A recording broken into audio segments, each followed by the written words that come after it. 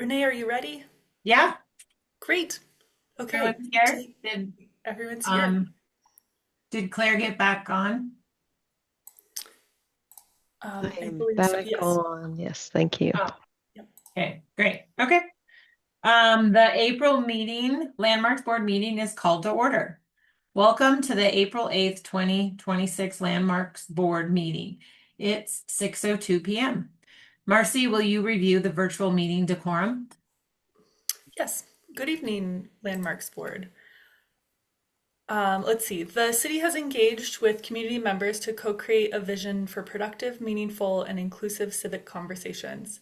This vision supports physical and emotional safety for community members, staff, and board and commission members, as well as democracy for people of all ages, identities, lived experiences, and political perspectives. More about this vision and the project's community engagement process can be found online.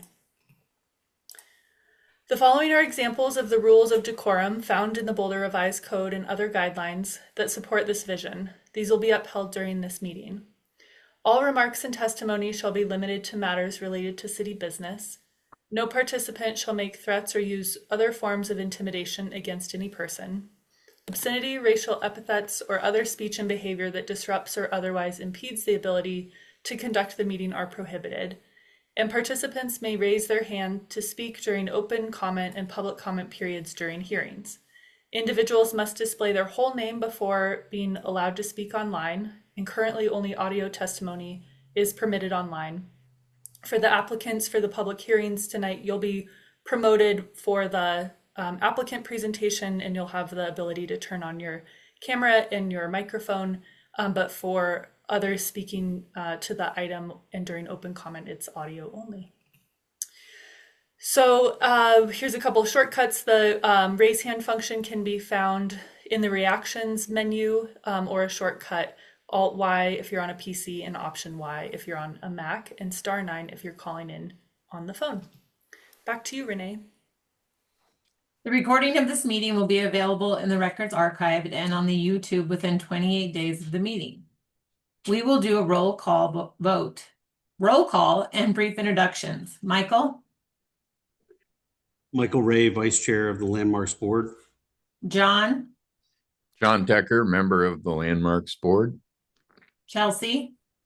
Chelsea Castellano, member of the Landmarks Board. This is And, and our newest member, Alex.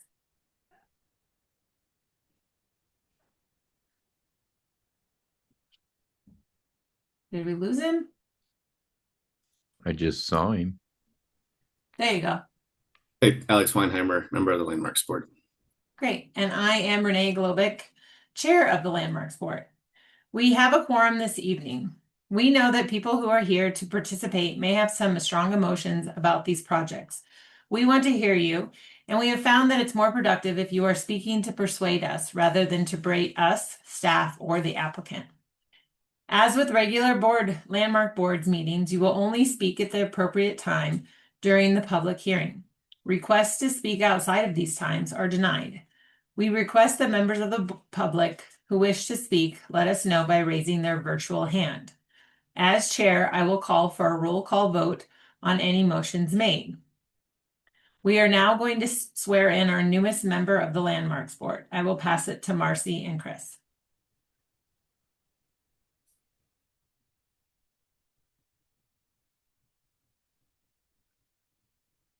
Good evening, Landmarks Board members. Chris Reynolds, Deputy City Attorney, and I've got the privilege this evening to swear in our newest member, Alex Weinheimer. The city charter requires all officers for the city of Boulder to take an oath, and so this isn't just a Landmarks Board thing. This is a charter requirement for all public officers of the city of Boulder. So, Alex, I'm just going to read you the oath, and hopefully you say I do at the end of it here, okay? So you can go ahead and raise your right hand. You, Alex Weinheimer, solemnly swear or affirm that you will support the Constitution of the United States of America and of the state of Colorado and the charter and ordinances of the city of Boulder, and faithfully perform the duties of the office as a member of the Landmarks Board of which you are about to enter. I do. It is so. Thank you. And there'll be a written document that we'll get you to sign when we're in person, so we have a written record of it as well. Thank you. That's good. Thanks, Chris. Welcome, Alex. Yes, welcome. Welcome. Thank you. Thanks, Chris. Does anyone, we will move on to, we have minutes from 2 meetings to approve tonight. We'll start with the February special meeting. Does anyone have any changes or alterations to the February 25th meeting? Nope. I approve that we move these minutes. Do we have a second? Yeah, I'll second. Thank you, John. Seconds, and John seconds the motion. We'll do a roll call. John, Aye. Michael, Aye. Chelsea, Aye. and I vote aye. And Alex, we just didn't have a roll call for you because you didn't attend those meetings. So I'm not leaving you out. It's just what it is. Next is the March meeting. Does anyone have any changes or alterations to the March 4th meetings? I move that we approve these minutes. Do we have a second? Second. Thank you, Michael. Michael seconds the motion. We'll do a roll call vote. John, Aye. Michael, Aye. Chelsea, Aye. and I vote aye. We'll now move to public participation for non-agenda items. This is to speak to topics other than the public hearings. As a reminder, we are no longer swearing people in for open comment. If you would like to speak, please raise your virtual hand when speaking. Please state your full name and proceed. Each speaker will have 3 minutes. Mariah, do we have any virtual speakers this evening? I'm waiting to see hands raised.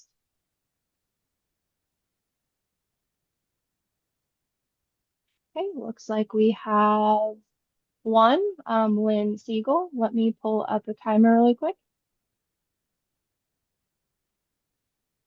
All right, Lynn, please state your name and you can go ahead and start. First, I need to know what the hearings are on. This is actually just public comment, not for I hearing. know, so I can't speak to the hearing, so I need to know what they're on. I looked through the agenda, but I forget. I do a lot of things in the course of a day. Usually they say what the public hearings are, so you don't talk about them. It's just a second. So we have 409 Mountain View Road. We have 210 Arapahoe Avenue called the Chestnut House. We have 2106 Arapahoe Avenue called the Arapahoe House. Great, thank you. Regarding the Arapahoe bungalows, which I went to planning board for last night, I really feel that big, large building with Ruth Wright from 1971, height limitation, it was built in 63 ahead of that. Personally, I think that building should go down. And I know it can't, but I think it should. We'd get a lot of great views of the Flatirons. But in lieu of it not being able to, we need to see, the public needs to have a face to the fact that this densification madness has got to stop. And when we see a big, huge building next to these 4 little bungalows, it really speaks to what's going on. And that's really important for people to remember. Not out in Lafayette when they move the buildings somewhere. And I know that just one was landmarked, and I didn't agree with that at all. They all needed to go together. They're sisters. They make an impact that way. They get completely dwarfed by this giant building that's added on. And when those people bought those buildings, they couldn't make any assumptions that they were going to just be able to unload them. And I just feel like it's a slap in the face to the community. And I don't say this to, berate you as you warned me about in the beginning, which, I'm surprised about the person that wrote that precursor to speaking because, when someone tells me what to do, I want to do exactly the opposite. Just like anyone, just like little kids. You don't treat people that way. Like, oh, you better not do this. You better be nice to us. No, I have a right to say what I think. And I think we need to keep those 4 bungalows, all 4 of them. And I don't know how you're going to do it. But doing one of them was, sorry, Michael, a really bad move because they shouldn't be moved off of that space. And it speaks so much to all architecture and historical architecture in Boulder to see that in our face, what was then and what is now, and in between. And most of you need to just blink and you're not going to know this place tomorrow. Thank you, Lynn. Lynn. Mariah, do we have other virtual participants? If anyone else would like to speak, please raise your hand.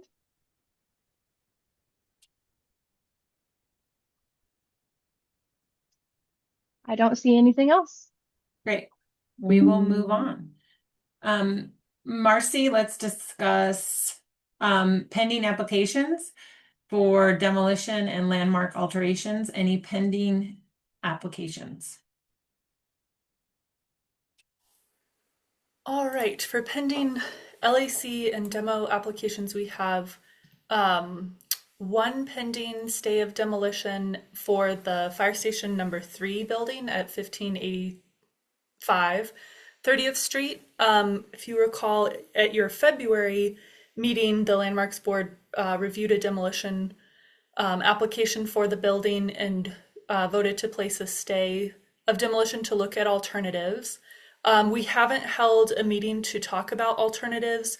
The applicant team, it's a city-owned building, so the applicant team is from facilities. They took the direction of the Landmarks Board that the building is eligible, and then have spent the last 2 months or so preparing a pre-application to help understand all of the different regulations and processes for this property. And so I know they have submitted a pre-application, but don't have more of an update for you all this evening. You do have one more meeting until you have to make a scheduling decision. And so at your next regular meeting on May 6th, that's the last regularly scheduled meeting for the scheduling decision. And then the hearing would be held on June 4th. And that's the last meeting before the stay expires on June 15th. Any questions or anything about that? I just had a comment, and I'm thinking about this building. And so I just want to ask the Landmarks board members during the week, in the next week or the next month, if anybody could, if everyone could think of a repurpose of this building and think by, driving by and something, if like, what would they want to see there? So I just kind of want a brainstorming session, to just, think of what would be a really great, awesome, activity in this building. And so just putting it out there, trying to do our due diligence as board members. So if I could request that all the board members bring forth an idea, that would be really great. You want them tonight? Well, I don't know if we want to take up time in the public hearing, but and I know Chris can shoot me down, but I think that you could probably email me individually and or call me and let me know any ideas so that we could have a discussion later on. Okay, very good idea, Renee. So great. we'll move on to our first public hearing. This is a public hearing in consideration of a landmark alteration certificate application to construct a new approximately 800 square foot accessory building at 409 Mountain View Road, HIS 2026-00035, a non-contributing property in the Mapleton Hill District.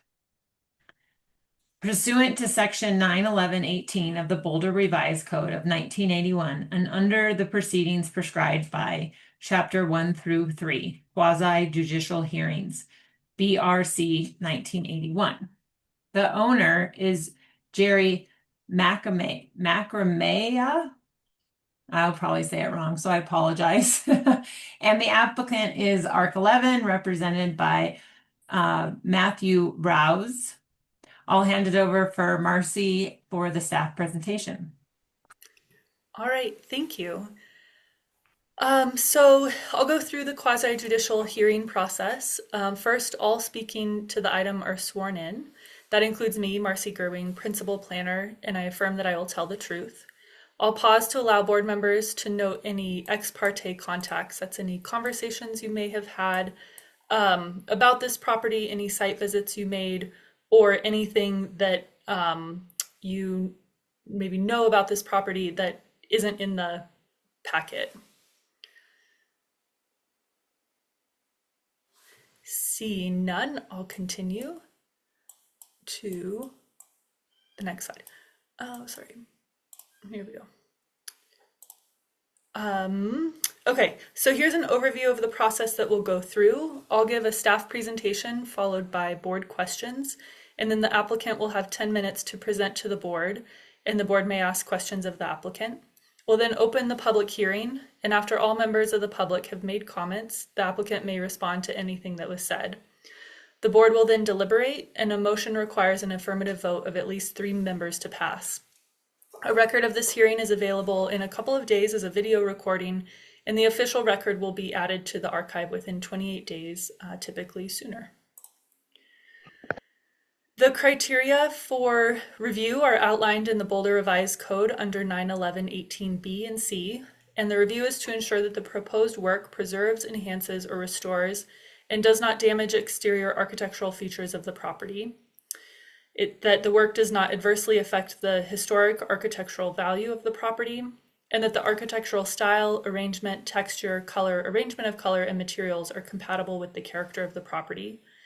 And finally, that the Landmarks Board will consider the economic feasibility of alternatives, incorporation of energy efficient design, and enhanced accessibility.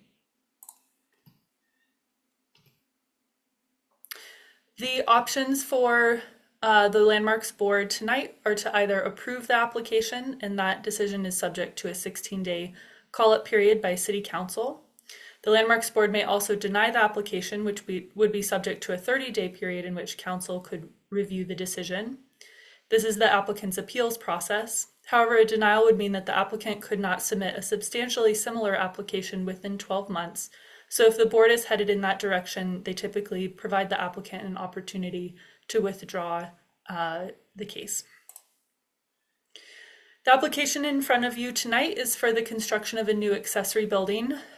We accepted the application on February 10th of this year, and new freestanding construction over 340 square feet requires review by the Landmarks Board in a public hearing. So that brings us to tonight, April 8th, 2026.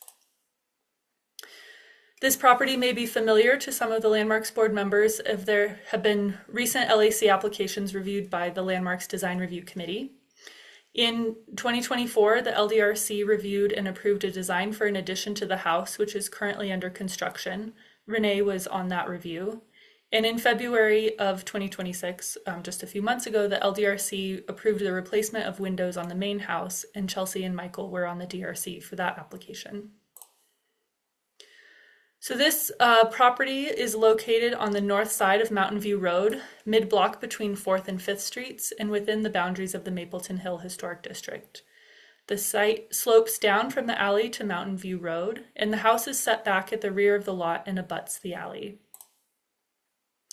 The house was constructed between 1889 and 1898 of coursed stone, and newer alterations to the house include the trapezoid-shaped windows at the gable end, a dormer at the facade, a shed roof addition at the elbow of the gables, which was replaced the original entry and side additions.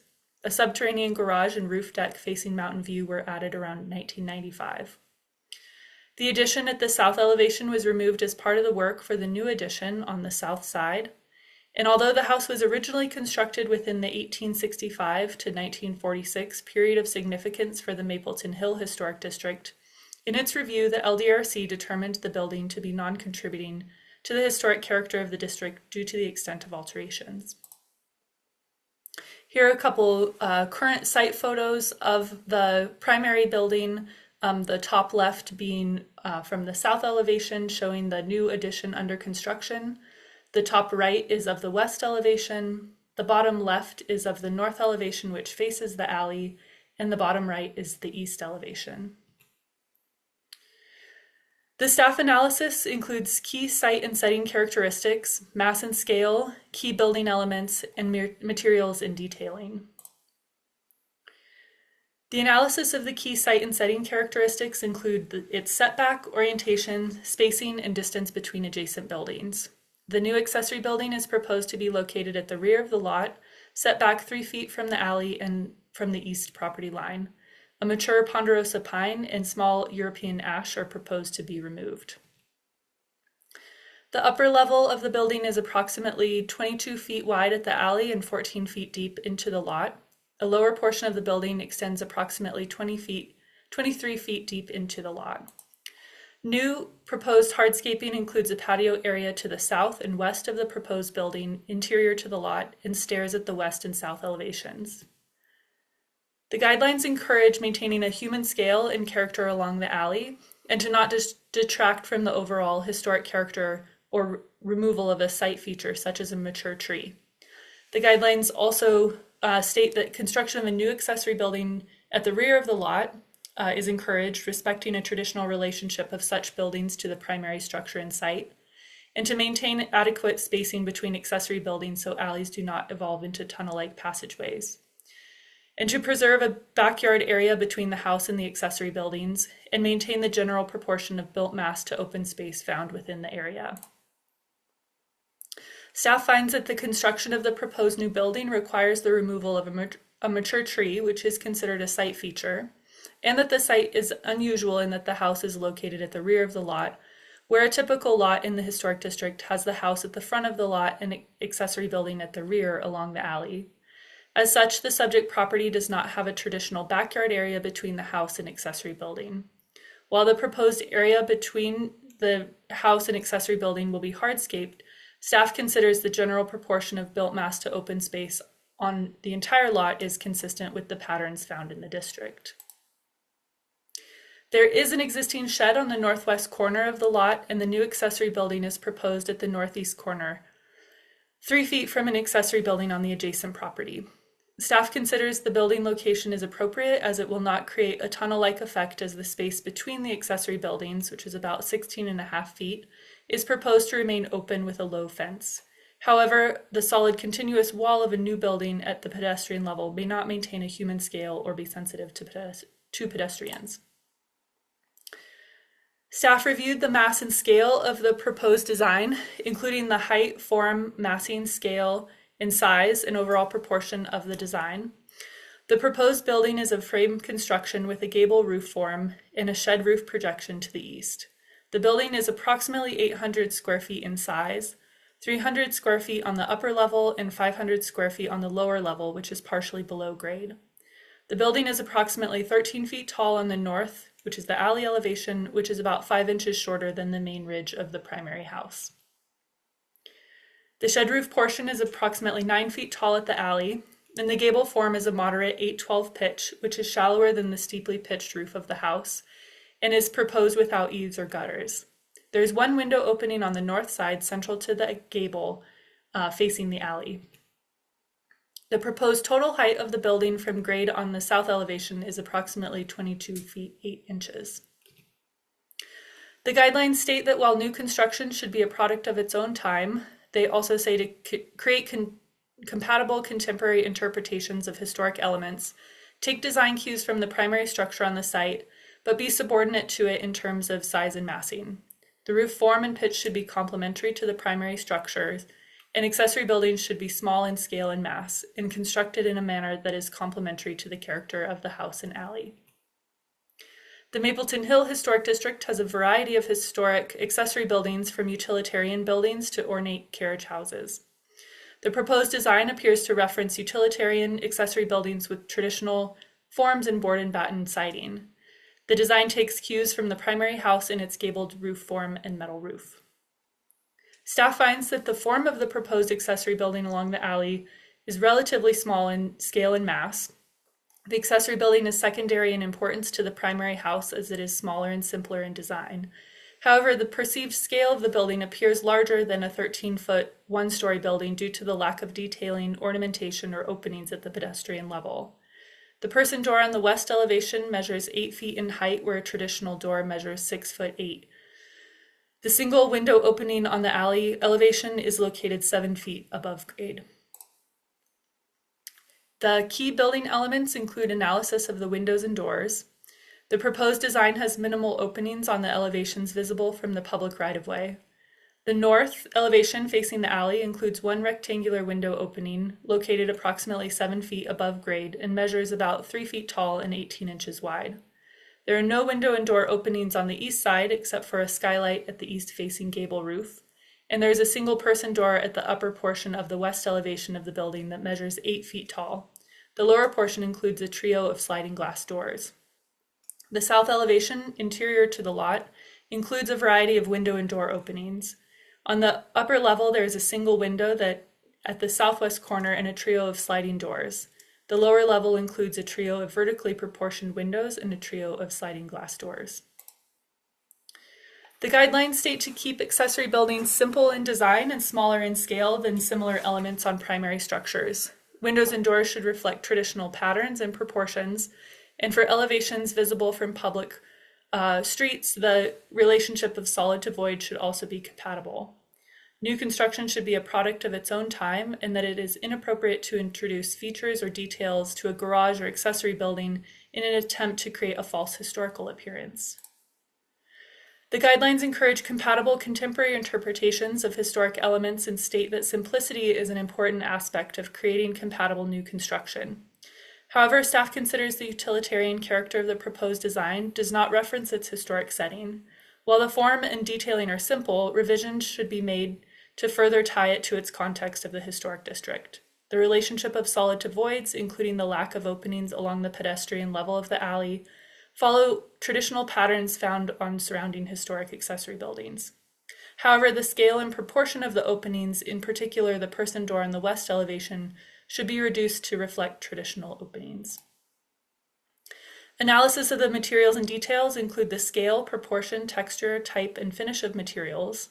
The accessory building is proposed to include a dark gray standing seam metal roof with metal siding in the same color.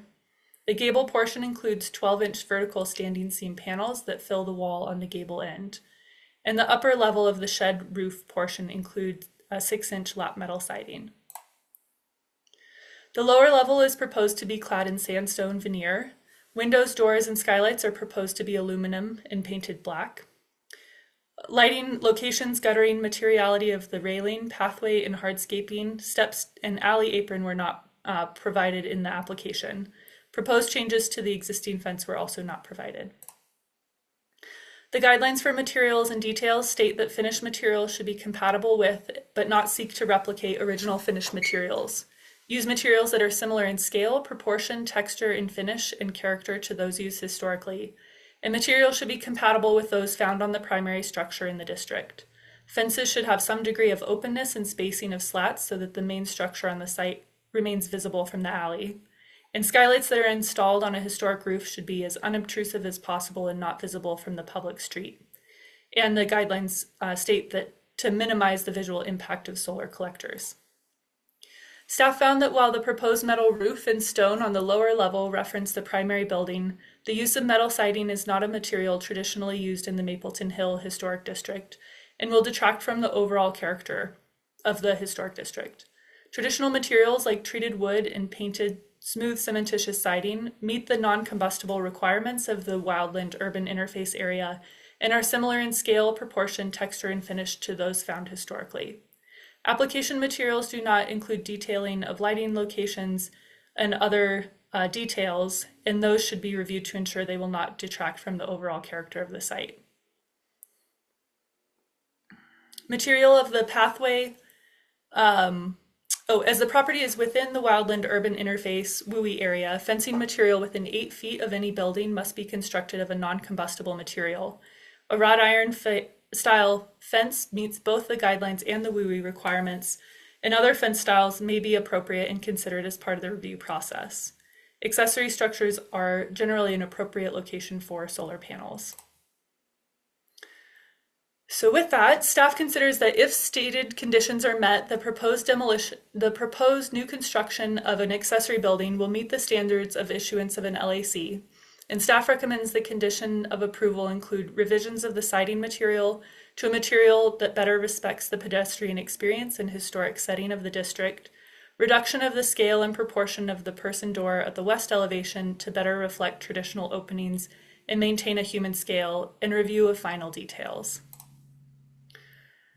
With that, staff recommends that the Landmarks Board adopt the findings that the project will meet the standards for issuance of an LAC and recommends that the Landmarks Board approve the landmark alteration certificate with conditions.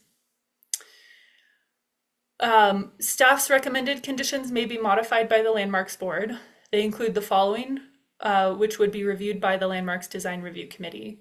That is to revise the metal siding to a traditional material like treated wood or painted cementitious siding that's similar in scale, proportion, texture, and finish to those found historically in the district. Reduce the scale and proportion of the person door on the west elevation, and propose final detailing for the project, as well as for fencing. That concludes the staff presentation. We now move to any questions that the board may have for staff. After that, we'll move to the applicant presentation, followed by public participation, the applicant's response, and then board deliberation. Thank you. Does any board member have questions for staff? Marcy, is there an opportunity after the applicant presentation for the board to ask questions, or is now the time? Yeah, so you can ask questions after the staff presentation, after the applicant's presentation of any of the people who speak under public comment. Your question should just be before the board goes into deliberation. Okay, thanks. Yeah. I'll wait until after the applicant presentation. Okay. It looks like John has his hand raised. Yeah, I'll do what, because and wait until the final portion of it. Okay. Alex or Chelsea? No. Okay. Now let's move to the applicant presentation. If you're here as an applicant for this hearing, can you please raise your hand so I can promote you?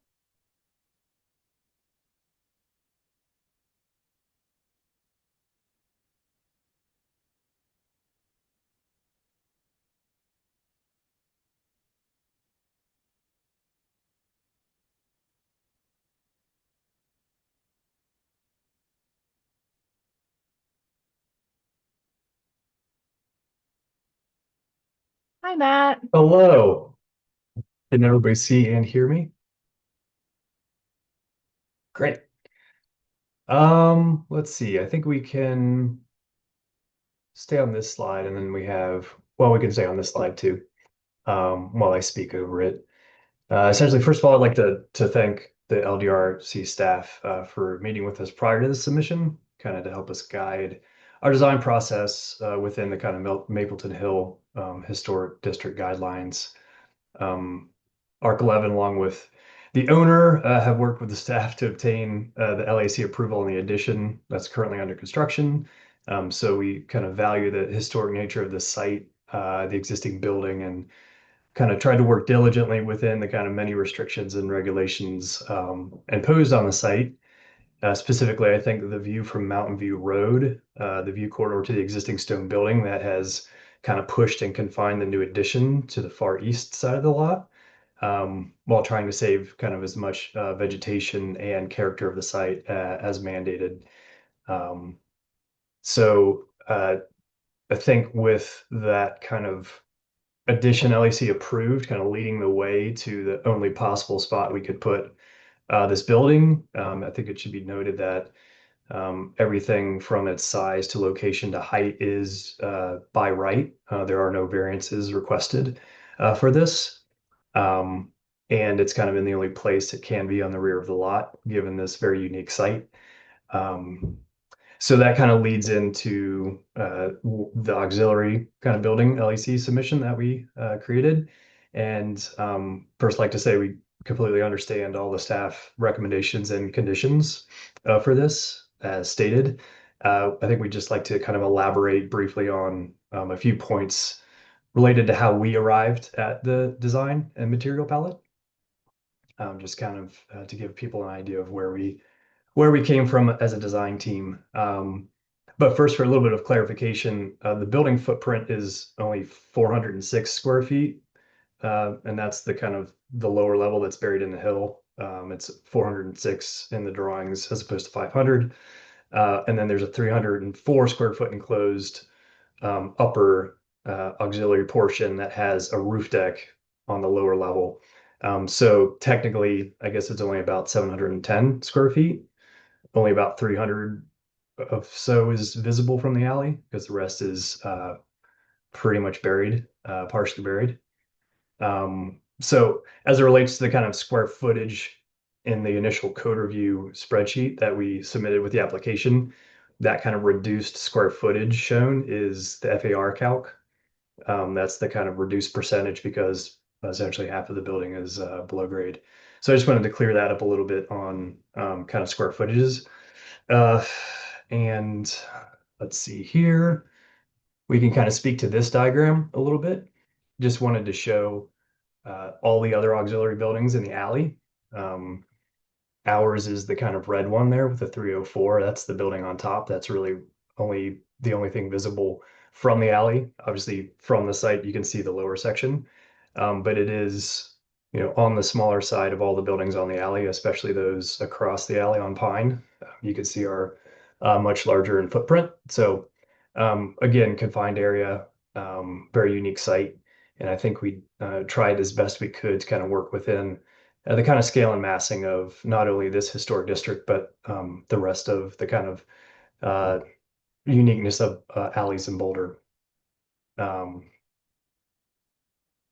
So I think speaking specifically to General Design Guidelines 6.1, the replication of historic architecture in new construction is inappropriate as it can create a false historic context and blur the distinction between old and new buildings. While new structures must be compatible with historic context, they must also be recognizable as new construction. New construction should be a product of its own time. So to that statement, how we interpret it is as, interpret it as our proposal for the standing seam metal, which is similar in width and kind of shadow line of the traditional wood board and batt siding, kind of uses the same strategy as the projects that use the cement board or the hardy board, which in itself is a modern material that's trying to do the same thing, kind of mimic the traditional wood board and batt siding. So our kind of viewpoint is that the standing seam metal is just as authentic as a cement board in replicating, the shadow and width of a wood board and batt siding. And while metal siding might not be kind of traditionally used as a material in the Mapleton Hill Historic District, I think that's the point. It's meant to be a product of its own time, not create a false historic context. And it was kind of a concerted effort to not confuse this building for something that is historic by way of its material and detailing. So see Mapleton Hill Historic District Guideline P3. If a new accessory structure is to be constructed, design ideas might be found in existing historic accessory buildings located nearby. Sorry, I got a little bit of a cold here, so I'm trying not to cough. Similar to 406 Pearl Street, which was a precedent sent to us by LDRC staff, which was kind of in the end of the PDF that was posted online. Our kind of break in fenestration and scale, the orientation of the vertical siding changing to horizontal, was actually a direct effort to kind of create a more human and pedestrian scale per the guideline D.2. And this kind of orientation change also breaks down the kind of perceived massing of the building, and it takes its direct cues from actually the tight horizontal cladding of the accessory buildings in the alley, 425 Mountain View Road, 410 Pine Street, 432 Pine Street, 436 Pine Street, and 444 Pine Street all have the tight horizontal cladding. So it is, kind of our interpretation of the human scale as kind of put forth in that guideline, D2. And then kind of related to the openings, there is no opening on the east side because of fire separation. Even though it's 3 feet off the lot line, it's right next to another accessory building. I don't think you're ever really going to see that view, except for a very short glimpse of it. Obviously, the kind of high window is for safety and security on the alley side, the north side, but that's also kind of a fire separation requirement. We could put a bigger window there, but again, I think we all agreed that it was kind of part of the historic context to have no windows. Actually, I think 410 and 432 on Pine Street have no windows on their facade. But as it kind of relates to the person door, I totally understand the kind of scale question. The 8-foot height was kind of an attempt to bring in more light from the west into the space. And I think, possible concession would be to create like a framed 7-foot door with a glass light and a 1-foot transom above it. So you get that kind of human scale door with the frame, and then we have, a kind of glass light above it in the opening, so you can kind of get that break and bring it down to human scale. And then lastly, if we could go to the next slide.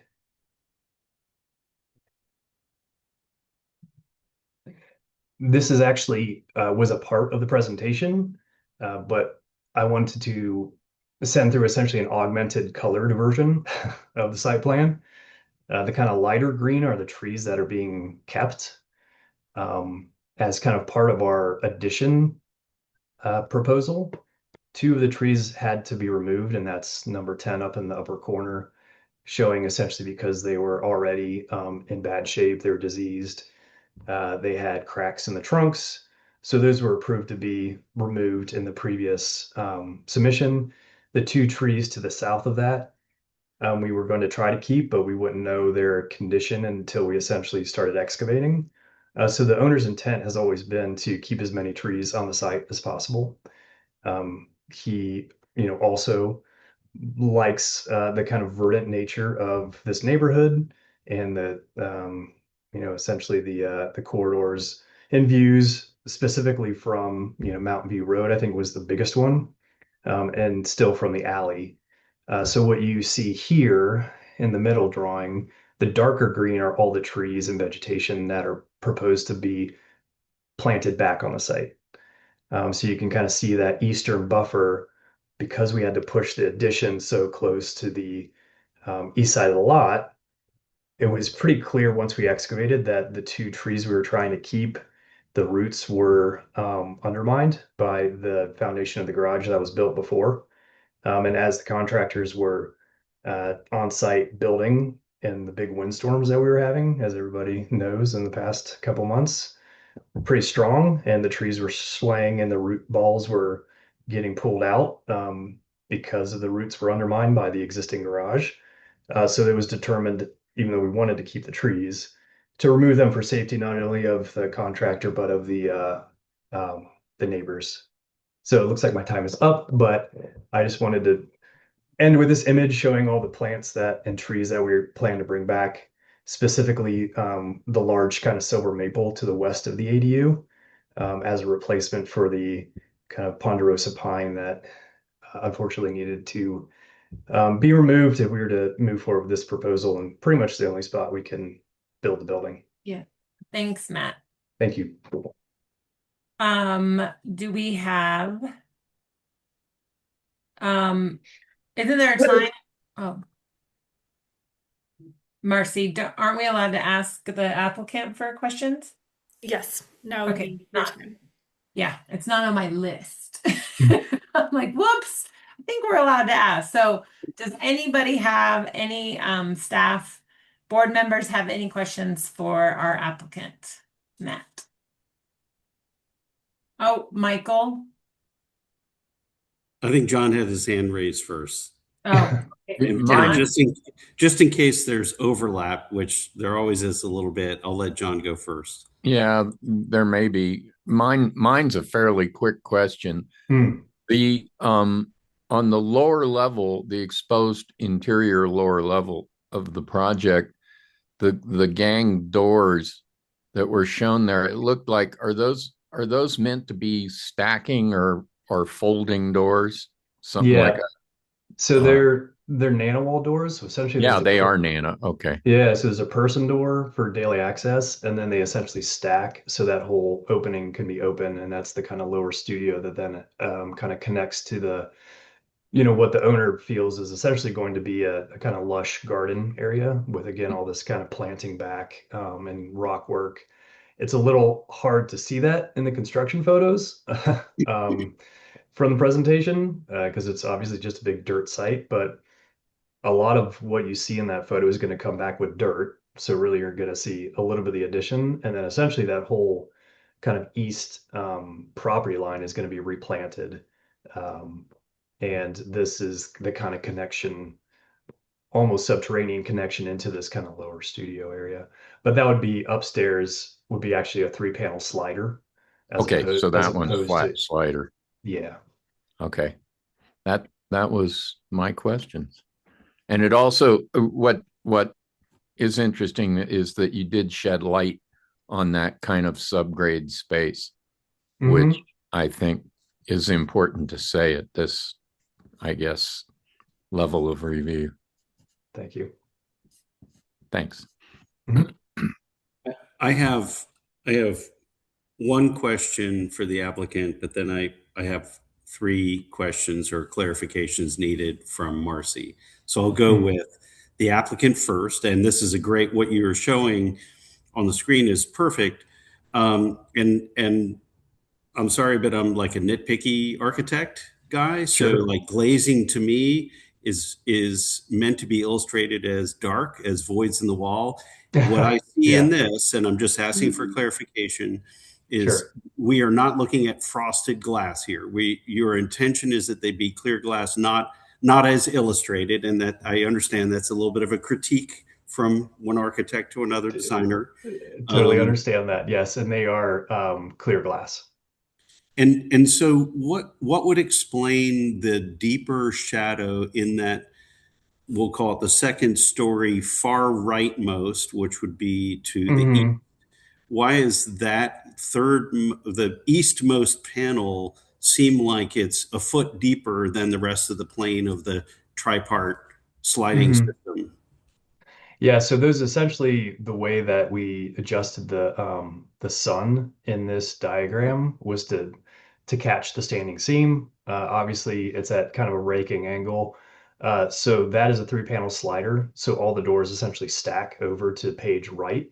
And so essentially what you're seeing is the thickness of a door, each pane drops back. So that's a 3-panel slider that then stacks. So that's not a NanoWall folding system. That's purely, there are 3 planes, and as they slide one direction or do they slide to the middle? It's hard to say. They can slide either direction and stack either direction, Oh, I but see. the Okay. intent is that they essentially would stack page right, and they are different, you're right, than the NanoWall system below, in that the intent for the lower opening was that it opens completely, so that it has that's the planned kind of pottery studio / gym that then kind of connects with the lower patio, maybe cold plunge, this kind of wellness retreat in a way. whereas the upper level is a little more residential in its kind of ease of opening the door. Okay, perfect. I have 3 questions for Marcy. So I don't know what order to bring this in, but I'll start with the mature tree statement you made at the very beginning that could be potentially part of the criteria. I think I read that in one of your first slides during your introduction. And I'm just wondering if, because the staff didn't make a comment about the loss of a mature tree for this project, from what I saw in the kind of recommendations, I wonder if you could maybe speak to that. Yeah, we acknowledge that a mature tree is being removed as part of this proposal, but didn't feel like the preservation of the tree would eliminate the opportunity to put this building here. So it was more that we recognize that a mature site feature is being removed, but didn't make, as you said, it didn't make it a condition to somehow save that tree. And so, thank you. I have two questions that are related to that. I mean, one could imagine that tree. I mean, I did my own sort of alley review assessment that tree currently would obstruct sight lines from properties north from the other side of the alley, and this addition proposed dwelling is actually shorter than the tree. It takes up less vertical obstruction than the tree. My point being that, and this is where I'm looking for some clarification about 3 things that pertain to our purview. So one is sightline obstructions from north of the alley. The section view that you presented that was cut through the site, it was a north-south section looking west, showed kind of this dashed line of that one. Would have been really nice to sort of extend that just to have an understanding of how the vertical ridge line may impact views, but this is related to a perceived overlap with planning and zoning, right? And so I'm looking for clarification about that relative to what our discussion may need guardrails regarding. The other is, do we have any, or is there any definition of the usage of this ADU as a Airbnb, let's say, and I'm ignorant of those municipal codes relative to that. But lastly, are there any parking requirements on the site for an addition of an ADU as we're looking at? And again, whether the parking is part of our kind of jurisdiction, if you will. And maybe those are questions for Chris, but prior to getting into public comment, I wanted to really understand if we are, if parking or usage of the ADU or sightlines from properties on the north side of the alley are part of our jurisdiction or criteria. Sure. So the sightlines sightlines just broadly are not part of your criteria, not part of the board's criteria. The design guidelines talk about visibility from the public right-of-way throughout the design guidelines when talking about the potential impact to the historic character of, say, the alleyway or the streetscape. But the sightline from an adjacent property is not part of the consideration. And then the second question understood is whether there's a off-street parking requirement for the building. And so that is within the board's purview, in that it's a question of understanding what the full scope of the project is, if there is, additional hardscaping, let's say, that would need to be proposed. But whether the building itself is used as a pottery studio, a long-term rental, a short-term rental, et cetera, is not in your purview. And so my understanding, and Matt, I would look to you to confirm this, is that there are no longer off-street parking requirements for ADUs. Correct. And then, yes, the owner has no intent to rent this out as an Airbnb. Obviously, you know, you can, that's up to just kind of him. But the intent is this to be kind of a in-law suite for when his parents visit, when friends visit. Obviously, the lower studio is kind of a pottery workout studio. You know, very early iterations, we had looked at this as being kind of a garage from the back alley. But you know, because we didn't want to disturb the alley, and wanted this kind of in-law unit in the back and studio, kept the parking on the front from Mountain View. And I think this is actually a good diagram to show the 3-foot offset of the foundation from the alley as well, to speak to our intent to kind of not have any disturbance to the utilities or the alley by setting the building 3 feet off. And this would implement the same shoring strategy that we used for the existing house, where essentially we're not going any further than 3 feet into the property line. So there would be still a nice little kind of vegetated buffer or swale between the building and the property line. Thank you. And I have a question for Marcy or Matt. And so I do remember this project coming across for LDRC, but I want to ask a question. So on page 5 of my item 5A, which there's a picture and it shows the front elevation of the front house. Do you have that on your? I don't think we included that in our Okay. Yeah. no, because Okay. this is taken on the site. Okay. And So because Yeah. oh, there it is. is this what you meant? Okay. Yeah. The rendering. Yeah. Yeah, sorry, the rendering from the view. So here the gable end that kind of is the new part on the right of the page, so east. Yep, that is also metal cladding. Correct. Metal. Yeah. Okay. And I think, go ahead. yeah. That was a point that I didn't get to because I ran out of time. But the proposal for the ADU is the exact same cladding as was approved for the addition.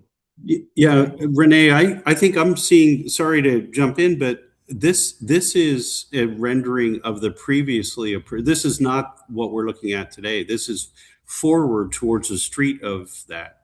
Right. Maybe you understood that. But. Yeah, I was just getting at, staff's for the material. So I kind of wanted to see where the materials were coming from. So that was, I was just asking the question that Yeah. and that's a good kind of observation that I forgot to bring up. Another reason we went with a standing seam metal, aside from all the other kind of precedent examples, was to kind of match the approved existing addition material. Okay. To again limit the kind of palette on site of the stone, the metal, and then the historic wood. Right. So then if we go to what is being asked, adjust materials, not but that is the vertical siding that matches that with no overhang, right? And then the horizontal metal that is there. Now, is that metal detail, that siding been approved on the existing part of the house? And, Marcy or Matt can answer this.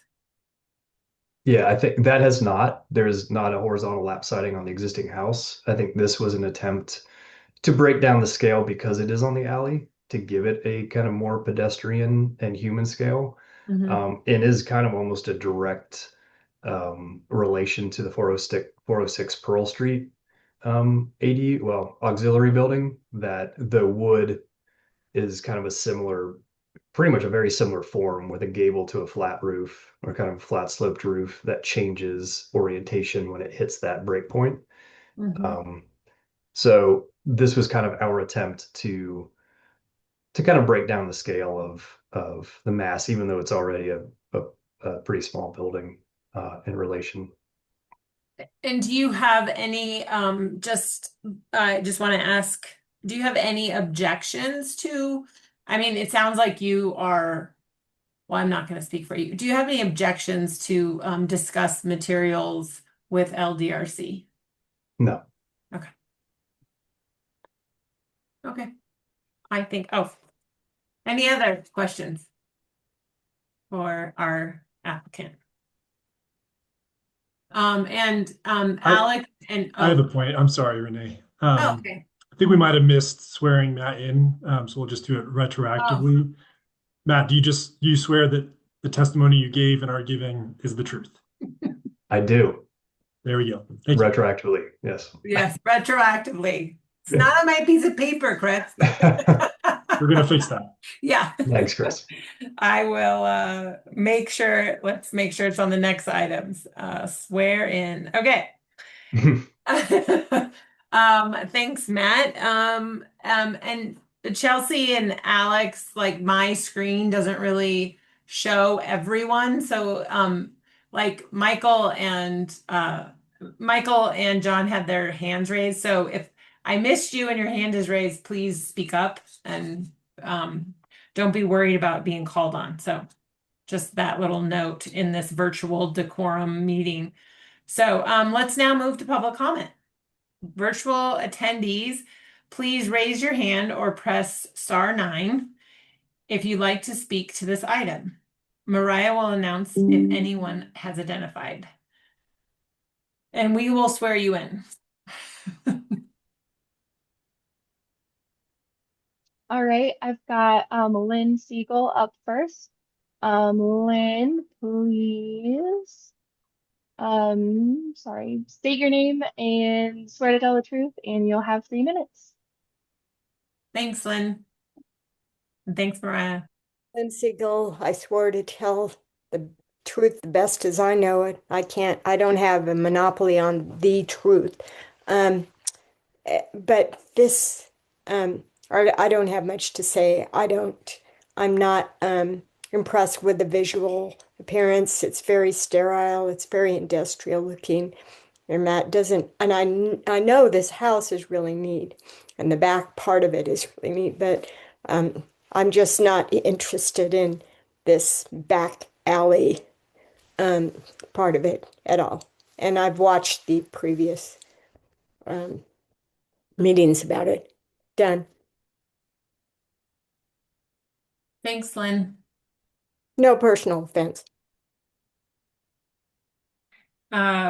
Mariah, do we have anyone else? I'm not seeing anyone else. Great. Oh, sorry.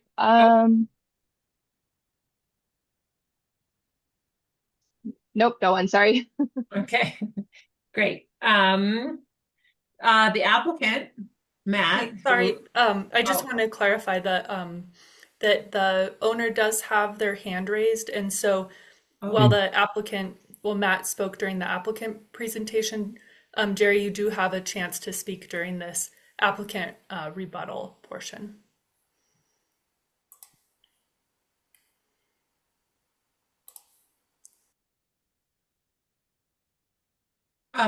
And just to go back to Chris, do we need to, yes, the applicant will have to swear to tell the truth. So, Jerry, will you swear to tell the truth? Please state your full name and you'll have 3 minutes. I do. Full name is Jerry McNamara. Thank you everyone for the time. I think exciting time for me, as this has been, almost 3 years in the making as we've navigated the initial discussions and design process and approvals. I think some points of clarification, as it related to the landscaping. One of the things that's really special about this property is, kind of the secluded setback nature of the house, the current or original house, and the lush landscaping around it. It was always my intent to try and keep as many trees on that property as possible. There were two that we ultimately had to take down because as we dug into the foundation, or dug in to excavate the basement and the garage, they started to turn brown. And so my intent is to replant. And while this tree in the back is a beautiful tree, the limitations from the design and the setback limitations have really prompted the building to be smaller than what I think the buildings around it have been.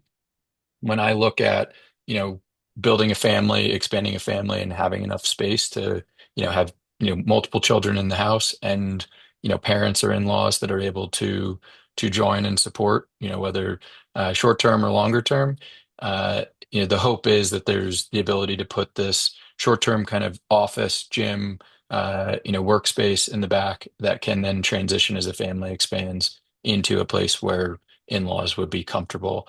And unfortunately, that would necessitate the removal of that tree. But the thought is we'll replace more than what was removed on both the east and west side as we plant around the current addition that's under construction. So, and then I appreciate the questions on the materials. I think we have really tried to make something that is clearly new and is a modern complement or interpretation of the existing historic structure and those around it, and that is ultimately what led to the metal material choices on the ADU to complement the new gabled structure, Renee, that you called out in the initial rendering.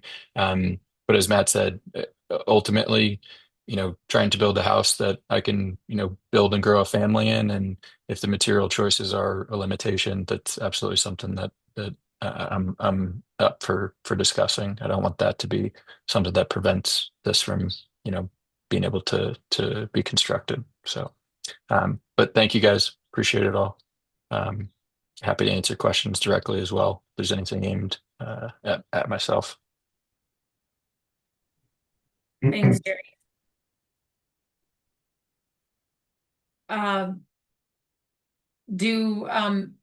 Marcy, are we? It's like I won an award. I feel honored. Thank you. You won the award by not keep going. So Marcy, are we able to, at this point, should we go into board discussions, or if someone has questions for the owner, can we ask questions? I would say now's your last call for questions for staff, the applicant, or the owner. And then once those questions are done, then we'll move Matt and Jerry back down to attendees, and then we'll go off camera and you all will deliberate. Okay. So does anyone have any more questions for our applicant or owner?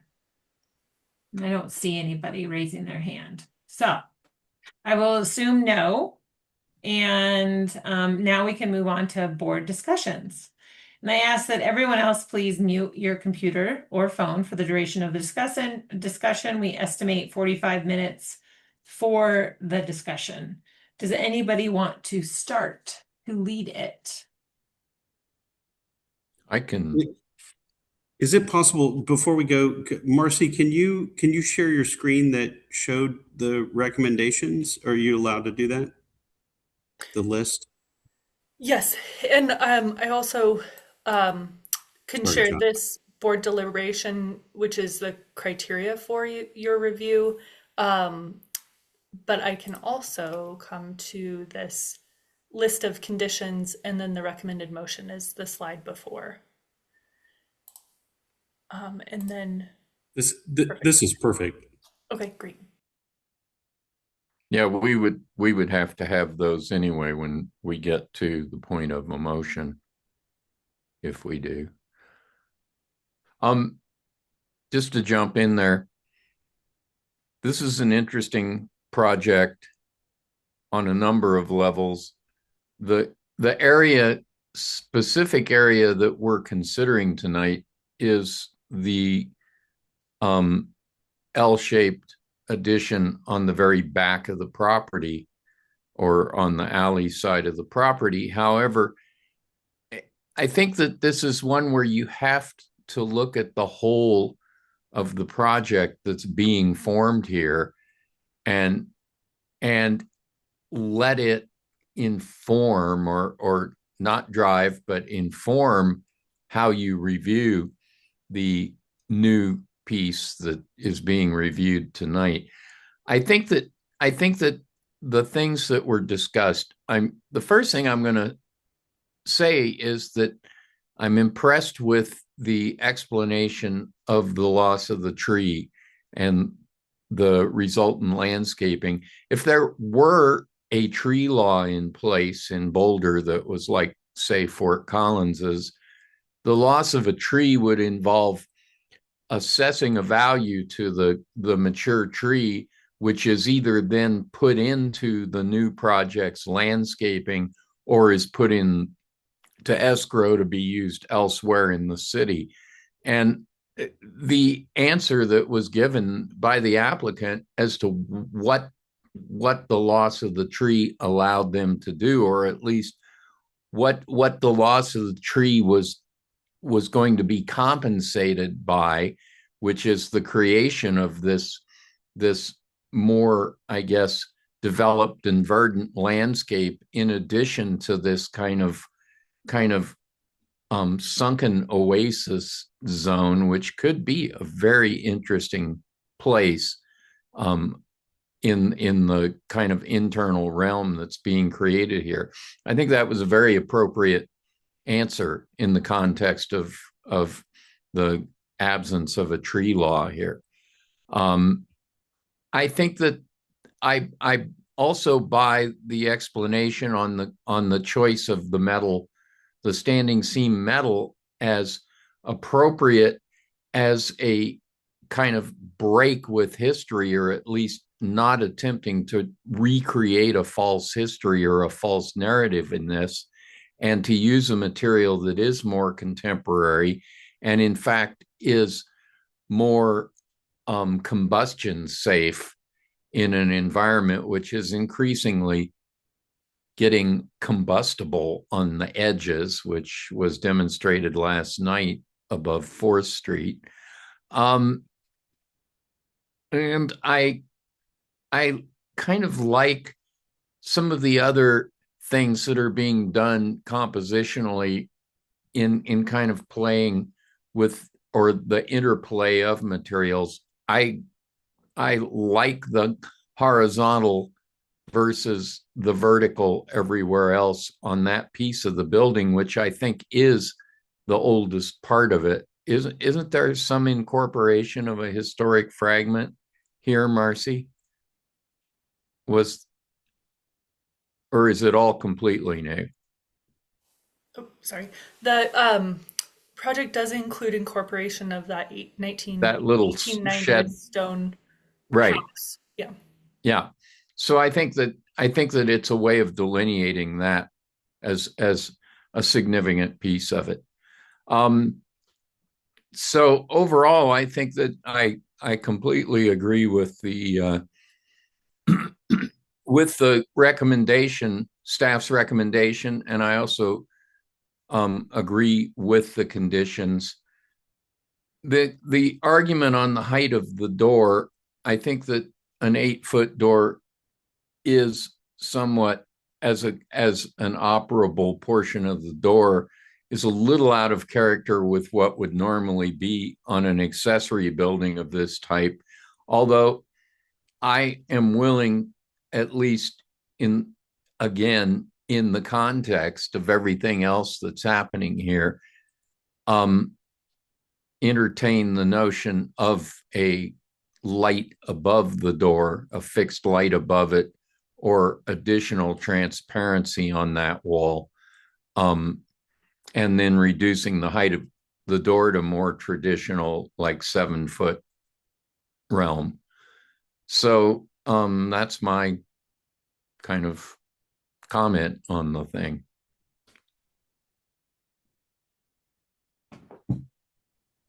John, can I ask you for a clarification? When you said you agreed with the staff recommendation, it sounded like you're supporting the use of the metal siding. I am. Which they are not. Okay, well, I didn't hear that in their recommendation. It's on the screen. I actually support the use of the metal siding. And as I said, my argument was in consistency with the guidelines. It is a form, or the way it is being shown, it has kind of the graphic form of a more traditional board and batten type siding, but it has the connection to the time that it's being applied in. And it also, as I said, it offers one more level of resilience to the building, particularly in the face of wildfire. So that would be my argument for supporting that. But otherwise, I support staff's recommendation overall to approve this with some modification of the conditions.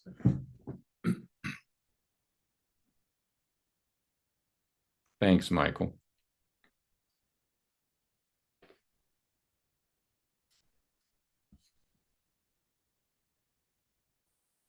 I'll go and I'll try to keep it brief. I'm with John in that I can appreciate the metal siding. Renee, I thought it was brilliant that you asked to look at that rendering, and I'm sorry for trying to correct what you were looking at when you knew what you were looking at. I think for consistency's sake, which is I think where you're going, I think the metal siding is appropriate in that it extends an established language on that previously approved portion of the project. So I actually really like the metal. And John, I agree with you about perhaps, and I don't have that much of a problem with an 8-foot door, but I think a transom panel could solve that problem if the human scale. I mean, I'm about 10-foot doors, so 8-foot is fine by me.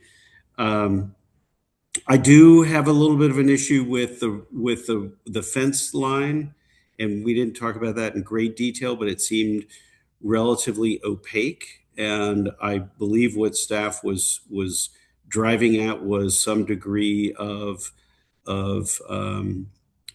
transparency with iron fencing that would be more appropriate on the alley side, is what I heard. So I'm supportive of that recommended condition, but otherwise, I would strike. I think A, that we're seeing on the screen right now, has to do with the metal siding, so I would strike that from our recommendations. I would change the language of B, and then C, I would specifically discuss the railing, or maybe that's D, sorry, the fencing. So I don't know what C is, relatively speaking, but I would, I am in agreement with D. Those are my thoughts. Thanks, Michael. And John, Alex, or Chelsea? Sure, yeah, I'm happy to jump in. Well, one, this is a beautiful project. I am really jealous of the applicant who gets to live here. It looks like it's going to be a wonderful place to be, and I think any additional development of the site that allows for and promotes generational living and housing and just visits, I think is really good for the community and for the owner. So I think that's a great asset to have. And I was glad that my colleagues have already raised that they agree that the metal, I personally really liked the metal siding. I think it added a really nice dimension to the project while still fitting in with the main house. And so I would also remove A, and I don't have a problem with the door being the size that it was. So I would also remove B from the conditions.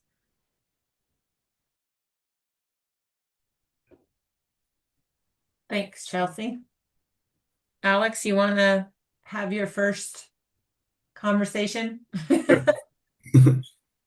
Yeah, at first I was a little disappointed to see about the loss of tree, but it sounds like there's a strategy that will replace whatever caliper of tree is being lost with trees in the future. So that was good to hear.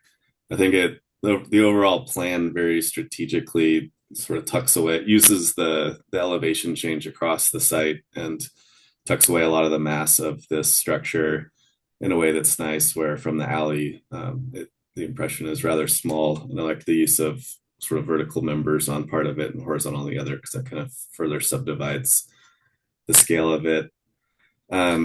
I agree with others that I'd be fine with metal siding. And then with regard to the door, especially because it's not a public facing door, that really didn't bother me. So I would be fine striking that, or as was suggested earlier, a 1 foot window on top of a 7 foot door, so that it provides the same amount of lighting that shrinks the door. I'd be in support of that as well.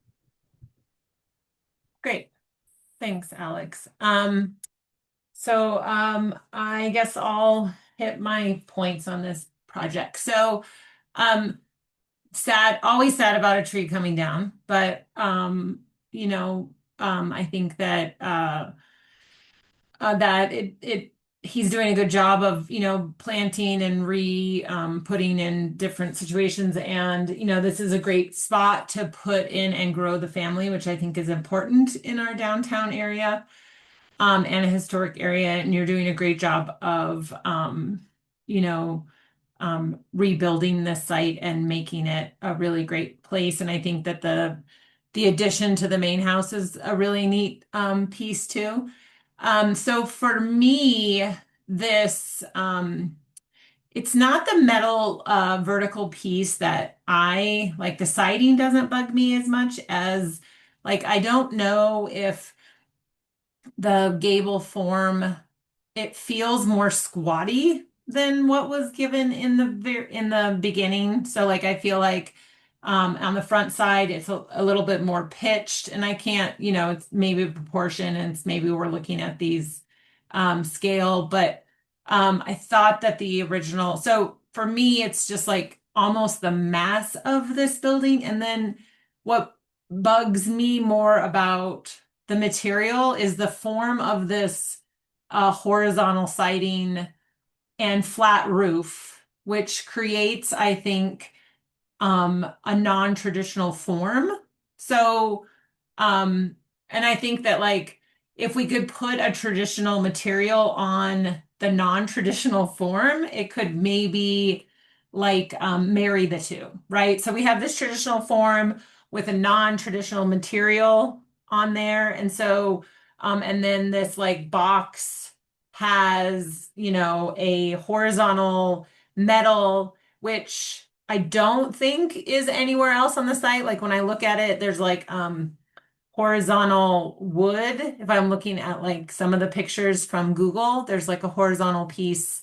But I can't really tell if they're putting horizontal wood, and maybe Marcy can jump in on that. But it seems like the existing house has some horizontal wood, and is that are we keeping it or are we changing it and making it fire protective?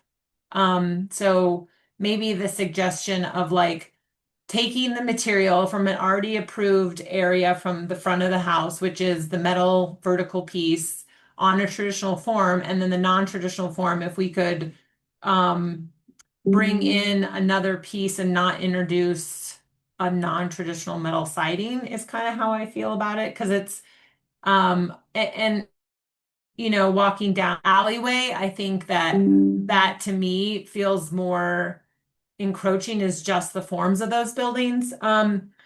And not too big. I don't mind the 8-foot door. I think it's kind of cool, but at the same time, I think that you could easily, and something that maybe the homeowner would want to think about is like if you could put like a old time awning window above it, and then you could have it open, and when you're working a workout studio or a pottery shed is something I heard there was talking of. So that would be kind of neat if like some of the windows that, because you're so close to the other sides. I don't know if those um if you're going to get to open those windows 3 feet. I think you can have them.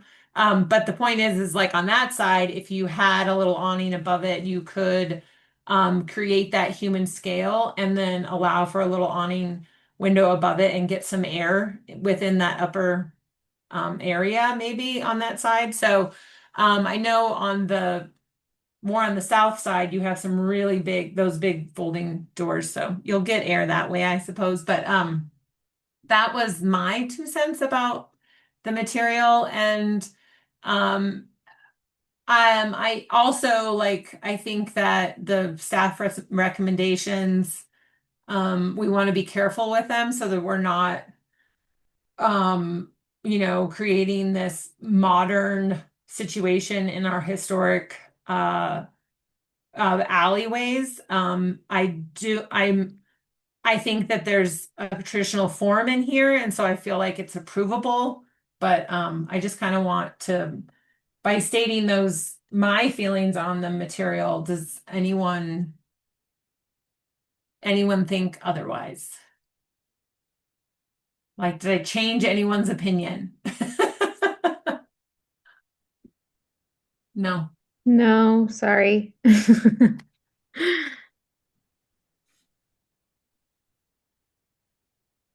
No. Okay.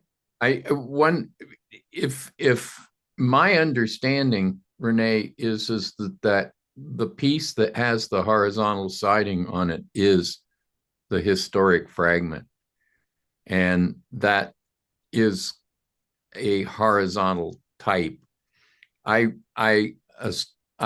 didn't ask, but I assume that horizontal siding, it's either, is it wood or is it going to be cementitious material like hardy plank? I think it's metal again. So let's see if I can find it quickly. And Marcy, can you chime in if it's because I thought correct me on that. I thought the other building was on the opposite side, the old building he's speaking of, but I could be wrong.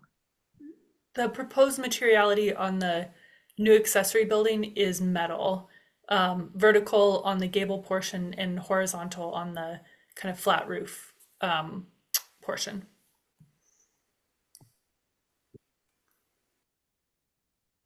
Okay, so the horizontal is metal also. Mm-hmm. Okay. And then Marcy, will you chime into John's question about that the flat roof is representation of the historic accessory building that was there? Is that what you're saying, John? That was my understanding at one point. No, I believe the form is referencing a historic building on another property at 406 Pearl that has a similar gable roof with this kind of shallow pitched, almost flat roof addition on the side. Okay, well, I was incorrect on that. Could you go to an elevation that shows that alley?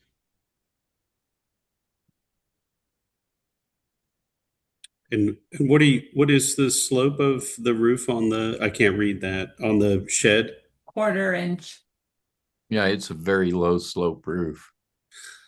So that, I mean, this is my technical side coming out, but that's not warrantyable with a metal roof. So what is the roof over the shed? Is it metal? Do we understand it to be metal? And that might be a question for the applicant or something that gets worked out in the LDRC if that's where the board is heading. Yeah, that would have to be a TPO or other type of membrane roof, ideally, with Which again, I mean, coating on it. you're never going to see it. Yeah, like you would the steeper pitch, right. which I assume is metal because of the photograph here. Yeah. I was just trying to go to the forms of the existing house and seeing, Marcy, did the, Renee, sir, if we can just, maybe I'm just going to suggest for the sake of your your concern about the pitch of the roof that you were seeing that was on the previously approved I don't know if that's an addition. I don't know what to call that, but it's much steeper, right? Um, I, I'll just give you my personal take on that is, I think a shallower pitch is in deference to this steep pitch in a way that it's a building set in the back of the lot. And there's a hodgepodge from the historic building, the earliest building on the site of roof forms on that back side, the alley side.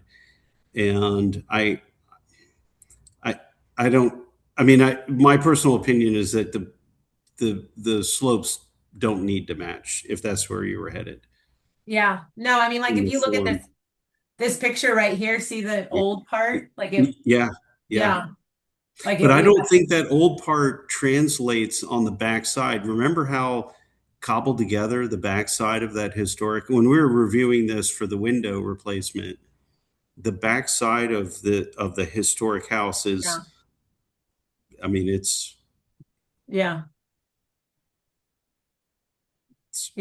pretty muddled. Okay. Well, I think the shape and the everything is approvable. I guess I just have my opinion on it is the horizontal metal siding. I would choose to have a different appropriate material there. But sorry, Marcy, can you go back to that alley elevation? I kind of want to see what. Yeah, I mean, I sort of agree. I don't know why that couldn't just be the vertical metal siding. I mean, the roof and the form are distinctive enough, personally. Yeah, I mean, I think it's more of an opinion rather than we're making the guidelines being that way, because if we're going to go with the vertical and the horizontal, I just was thinking, I mean, there's opposite of this building is another building that has horizontal, I don't know if it's a cementitious or if it's wood, but it's a painted, over on the exact opposite side. So I think that the scale of the door, I mean, it's gonna be hidden by that fence. So, all right, well. If I may, in the interest of time, because we do have a long agenda this evening, I've drafted some potential conditions based on what I've heard the board think or say, and the board in the past has framed conditions as explore something, which is not binding, but could provide you all a chance to work out these details at the LDRC level. And so the first one might read, Explore revisions to the horizontal metal siding materiality of the flat roof portion to reflect materiality of the house in addition. Feel free to edit that. Explore adding an awning window on the north elevation. That's something I heard Renee say, but would leave it up to the board if there's a majority that supports that. Revise the design of a person door on the west elevation to a traditionally sized door with a transom window above. And then the following two conditions are about detailing for both the building and the fencing. And I was thinking that the B and the C were kind of one and the same. Like I wasn't like the awning window on the north side wasn't that. I would scratch the B. I was saying more like an awning as a transom on the door to a typically sized door with an awning above it. So you could, and the transom just moved like a old, so that was, it was on the west side, not on the north side. So thank you. I like that. I like changing it to explore, because I think that with a little exploration, I think I understand the compositional intent of changing that section to horizontal, and I like what was intended there, but maybe it isn't the right material. yeah, and I mean, I explore just makes it be an, I like how Marcy brought it up. So, I mean, it's not a condition that they have to do. They could totally ixnay it. So I think that kind of fits with most of the board members'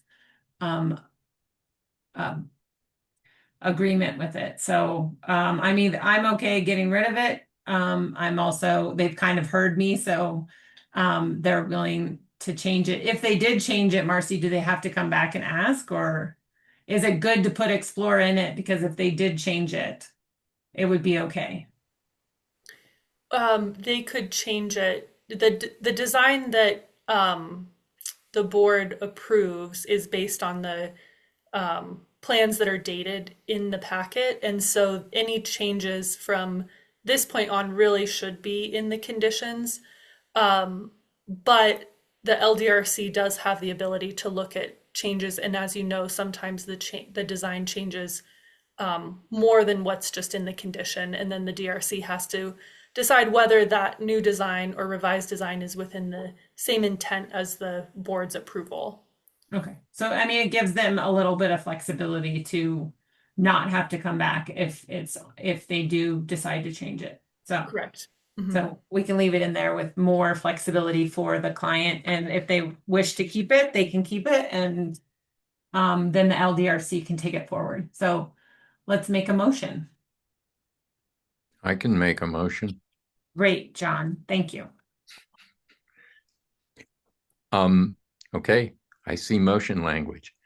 I move that the Landmarks Board adopt the staff memorandum dated April 8, 2026 as the findings of the board and conditionally approve the application for a landmark alteration certificate to construct a new approximately 800 square foot accessory building at 409 Mountain View Road, a non-contributing property in the Mapleton Hill Historic District, finding that the proposal meets the standards for issuance of a landmark alteration certificate in Chapter 9-11-18, Boulder Revised Code 1981, and is consistent with the general design guidelines, provided the stated conditions are met.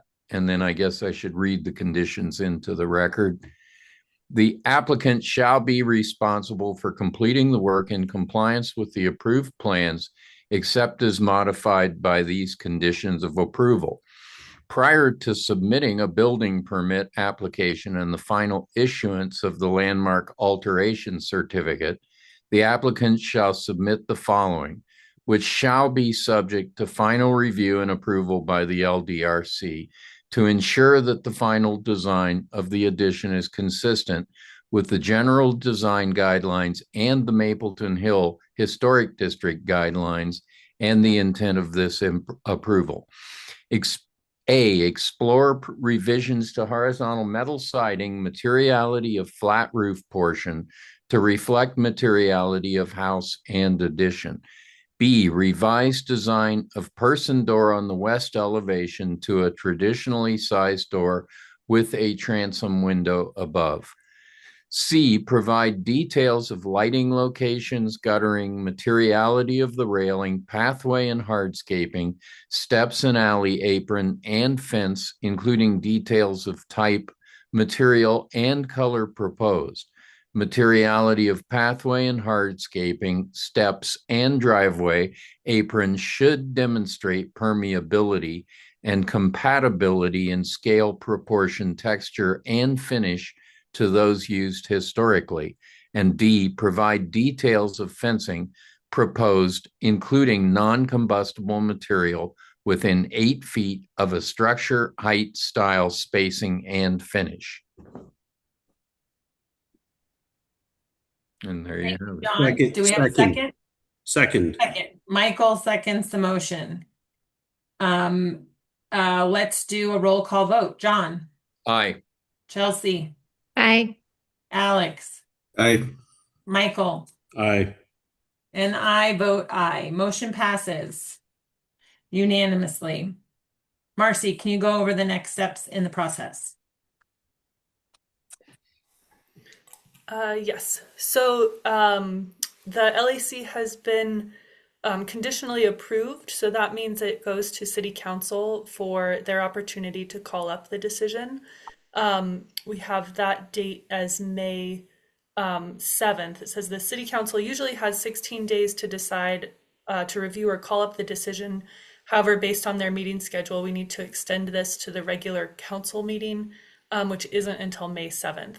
At that point, if they do not call up the application, the conditions of approval will be reviewed by the LDRC. Once the conditions are satisfied, the LAC will be issued, and that LAC is valid for a year. If the decision is called up by City Council, then we'll schedule a hearing within 45 days. Thank you. Great. We'll move on to the second public hearing.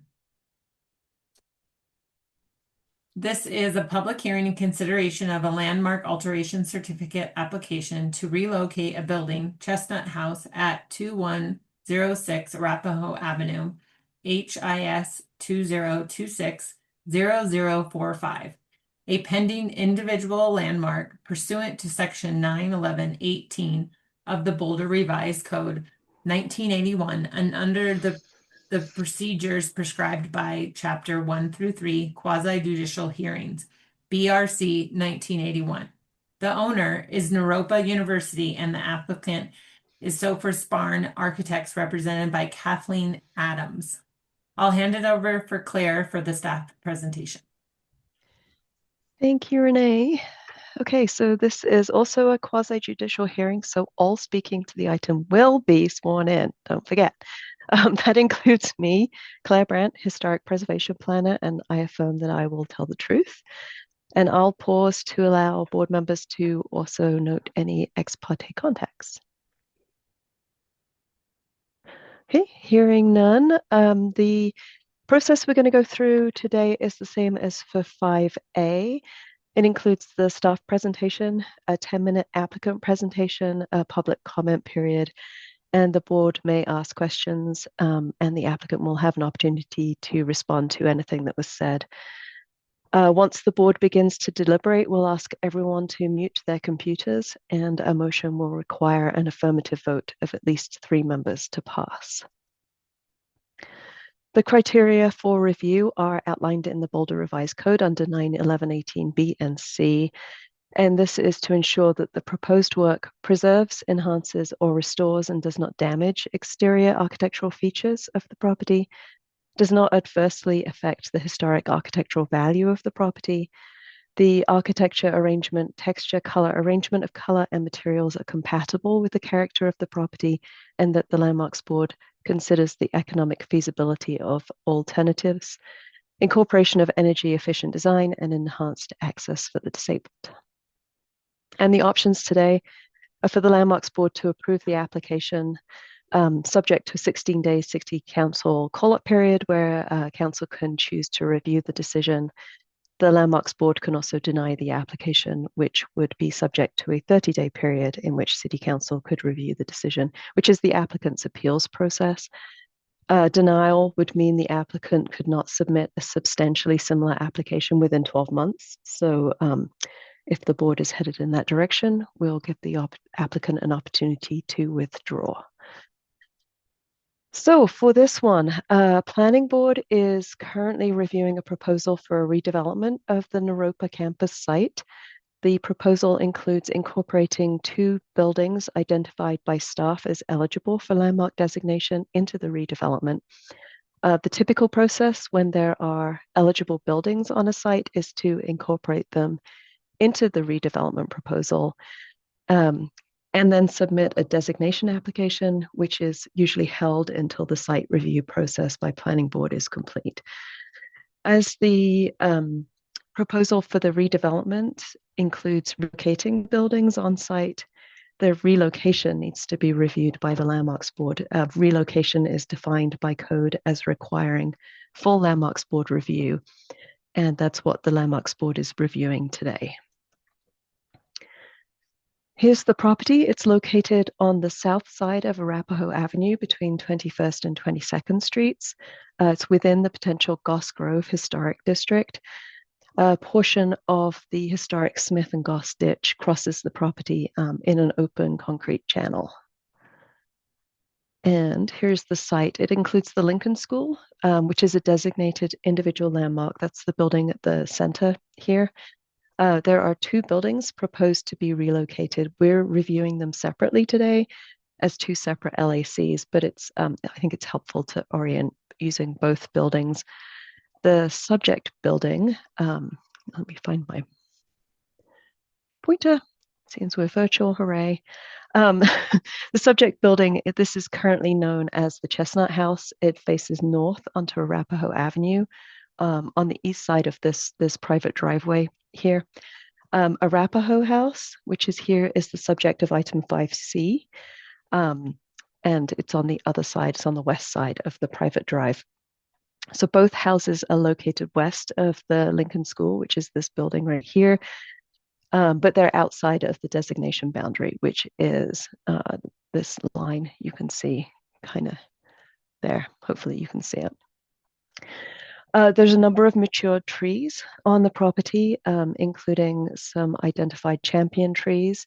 There's one at the east, at the southwest corner of the Lincoln School building, and there's one to the northwest of the subject building. Sorry, this is just a mature tree right here, not a champion tree. These trees are proposed to remain. However, there is a cluster of trees at the northwest corner of the site right here that are proposed to be removed for the relocation of the buildings. The Chestnut House is the smaller of the 2 houses. It was constructed in 1897. It's a frame house with a front-facing gable roof with overhanging eaves, a pair of gable dormers on the west side of the roof, and a central brick chimney. The walls are clad with shiplap siding with wood shingles in the gable ends.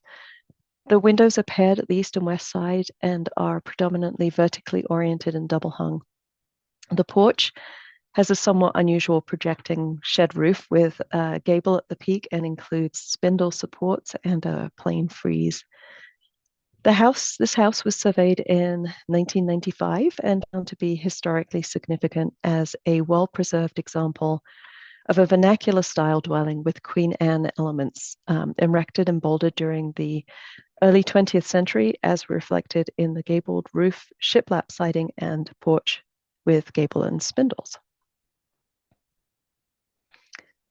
Staff analysis includes key site and setting characteristics, mass and scale and key building elements, and the materials and detailing. So we'll start with the key site and setting characteristics. This includes setback, orientation, spacing, and distance between adjacent buildings. The house is proposed to be relocated from here to here, approximately 100 feet west. It will sit approximately 7 feet from the west property boundary shared with 2034 Arapahoe. That's this boundary here.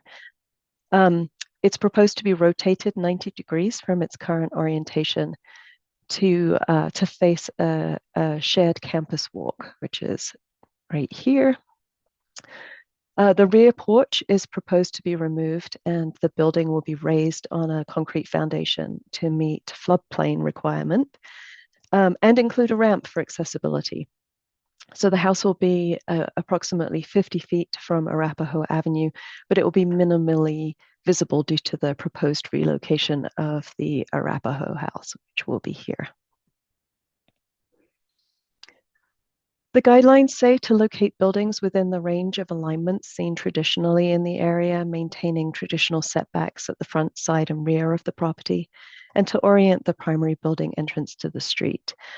In addition, the National Park Service provides the following guidance for relocation of historic buildings, which say to consider the adjacent structures and the site so as not to inadvertently destroy or adversely affect the historical, cultural, or archaeological significance of that site, and that the relocated structure must adapt harmoniously to its new location if it is not to appear awkward or out of place. Staff finds that while the building is proposed to be relocated from its traditional alignment facing Arapahoe Avenue, the proposed new orientation respects a traditional orientation towards the private drive and will not appear awkward or out of place. The proposal maintains the traditional setbacks along the private drive at the front, side, and rear of the property. Overall, staff finds that the proposed relocation does not detract from the overall historic character of the site and does not require removal of a significant historic building element or site feature. It does not inadvertently destroy or adversely affect the historical, cultural, or architectural significance of the site, as Lincoln School and the historic Smith Goss Ditch will not be impacted by the relocation. We grouped the analysis for mass and scale, including height, form, and key building elements, including dormers, windows, and doors. The existing porch and non-historic wood ramp at the rear are proposed to be removed and the house rotated 90 degrees as part of the relocation. The house will be lifted from its existing rubble foundation and placed on a new concrete foundation. The foundation will raise the finished floor height to the required flood protection elevation, which is 2 feet above the base flood elevation. New stairs will be added to the side of the existing front porch to accommodate the new height. And the house will be surrounded by a concrete walkway that becomes a ramp near the rear of the building to allow access at the rear corner. The existing door at the rear will be relocated to the adjacent corner from the rear to the side of the house. And this shows the relocated door and end of the access ramp. The guidelines note that original porches should be preserved and should be repaired or replaced so that the character of the porch is not compromised.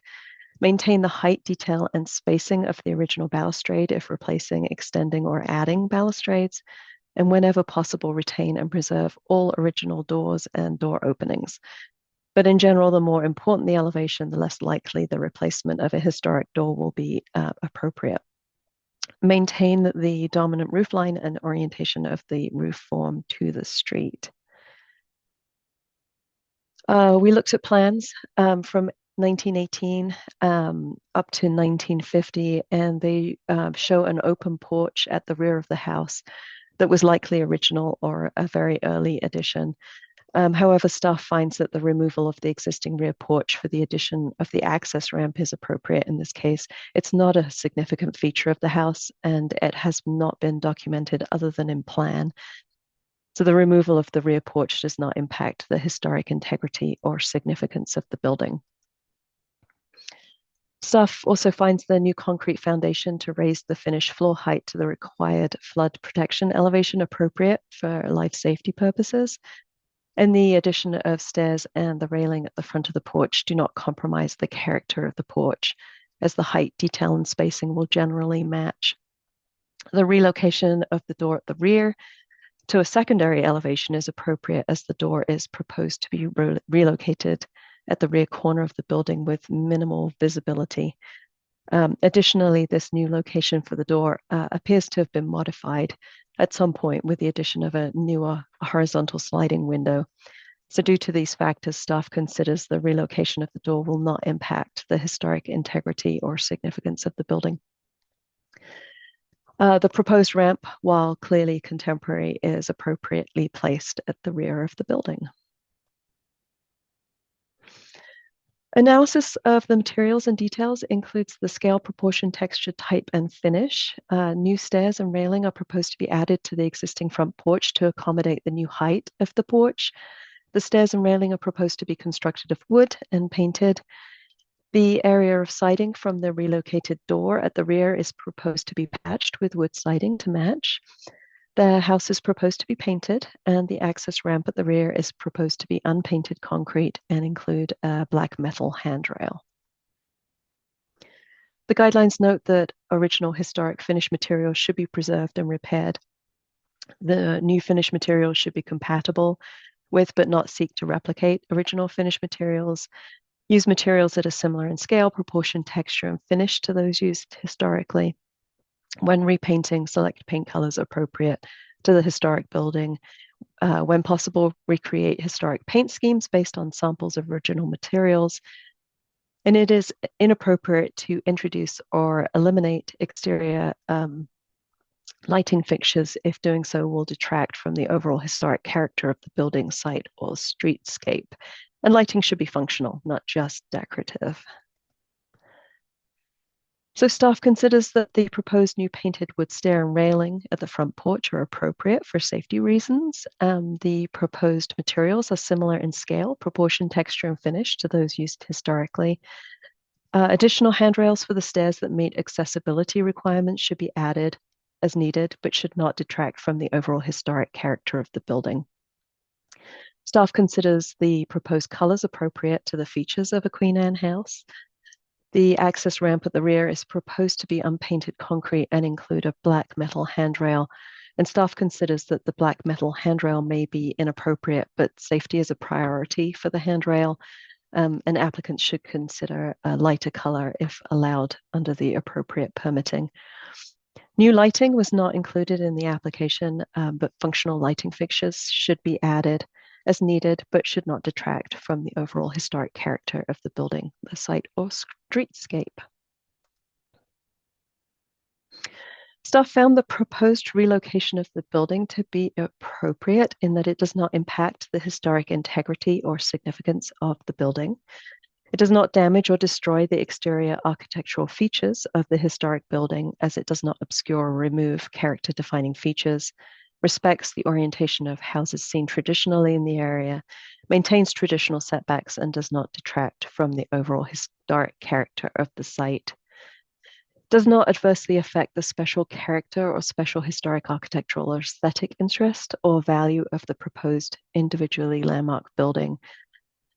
Proposed changes to the building do not impact the historic integrity or significance of the building and do not compromise the character of the building or the site.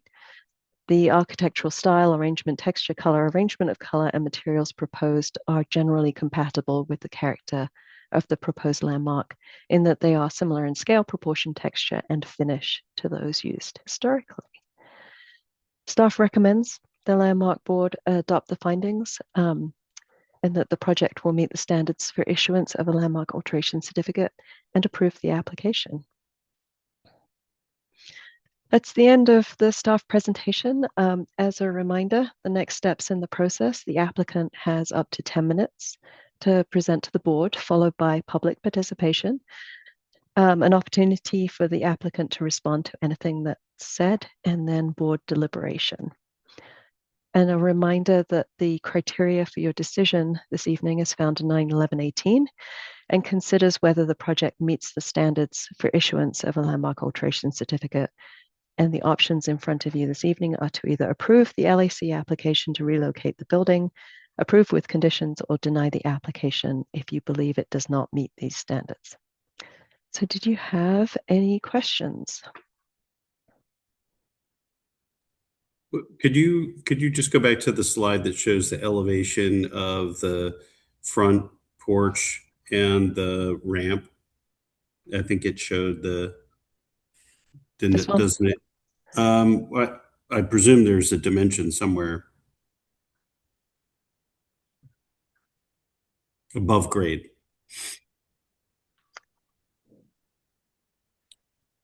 Oh, is it on this one? There you go. Yep. No.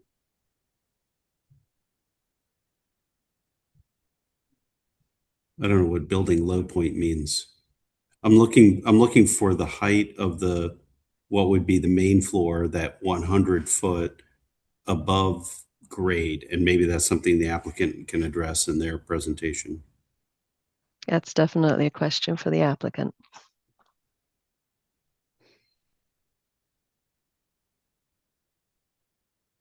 Anyone have an easy question?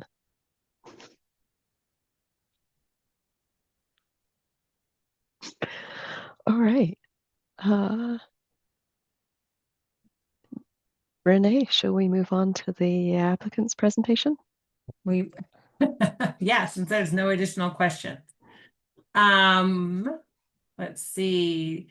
Let's go ahead and get Kathleen Adams for the applicant presentation. And Kathleen, will you raise your hand and swear to tell the board the whole truth, state your full name, and proceed?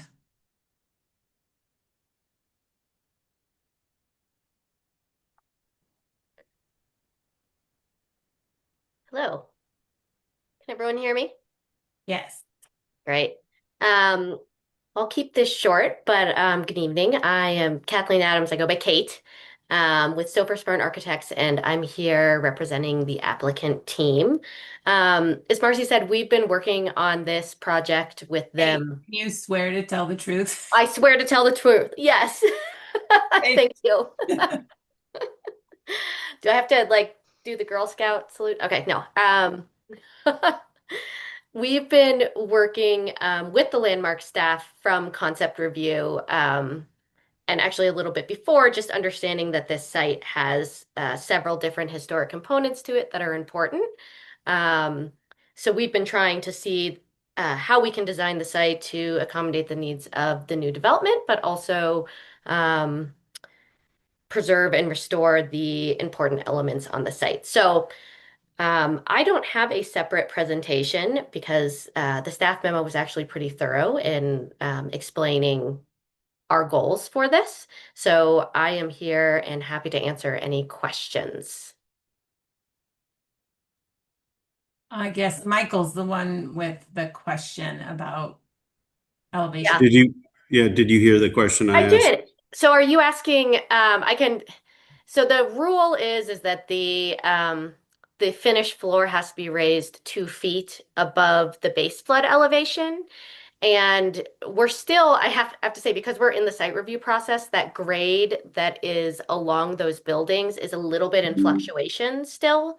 The maximum that you'd see from the new finished grade that's there would be 2 feet. Say that again. So we're working on developing that grade that's happening. It's 2. I got you. It's 2 feet above the grade. It has to be 2 feet above the base flood elevation.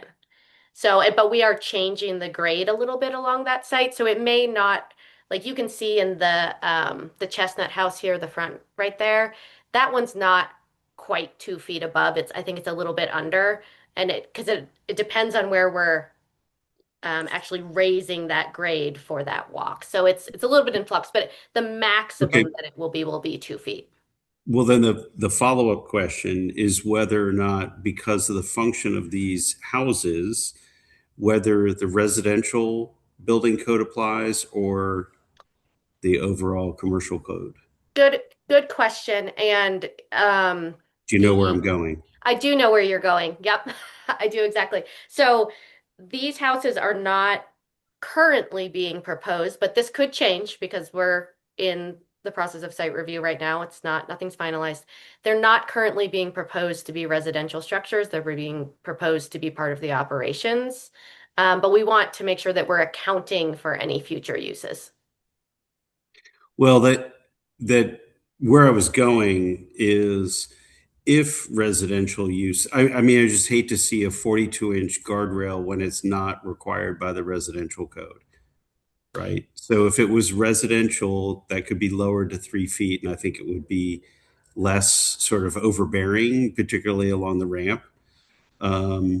It seems like a really long ramp. Is there any way to, have you looked at, so I'll put this in the form of a question, but have you looked at trying to like a reduced slope that doesn't require, I mean, ultimately at the end of the day, if you're only 2 feet above the grade, really the guardrail is not required. I think it's 30 inches that drives that requirement. You're correct, but if it's an accessible ramp, it has to have the handrail. They're handrails for sure. Yep, I'm just questioning the 42-inch height really at the end of the day. And I think to answer your question a little bit better there is along various points of that ramp and that raised portion in the back, it may actually be 30 inches above grade. Right at the front, it might not be quite 30 inches. And I can give you a specific example as Makes sense. It slopes to the creek.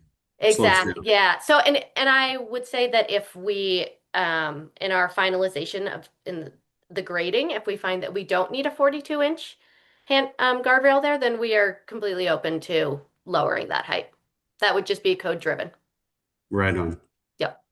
Sorry to beat around the bush to get to that point, but no worries. That's my question. Great. Any more questions from staff? Or, I mean, not staff, from the board? Okay, let's move to public comment. Virtual attendees, please raise your hand or press *9. If you'd like to speak, Mariah will announce, and will you please raise your hand and swear to tell the board the whole truth, state your full name and proceed, and you will have 3 minutes. Awesome. Looks like we have M. Bishop. When you get on, please make sure to say your full name so we can update it in the record. And then second, we'll have Tim Glass.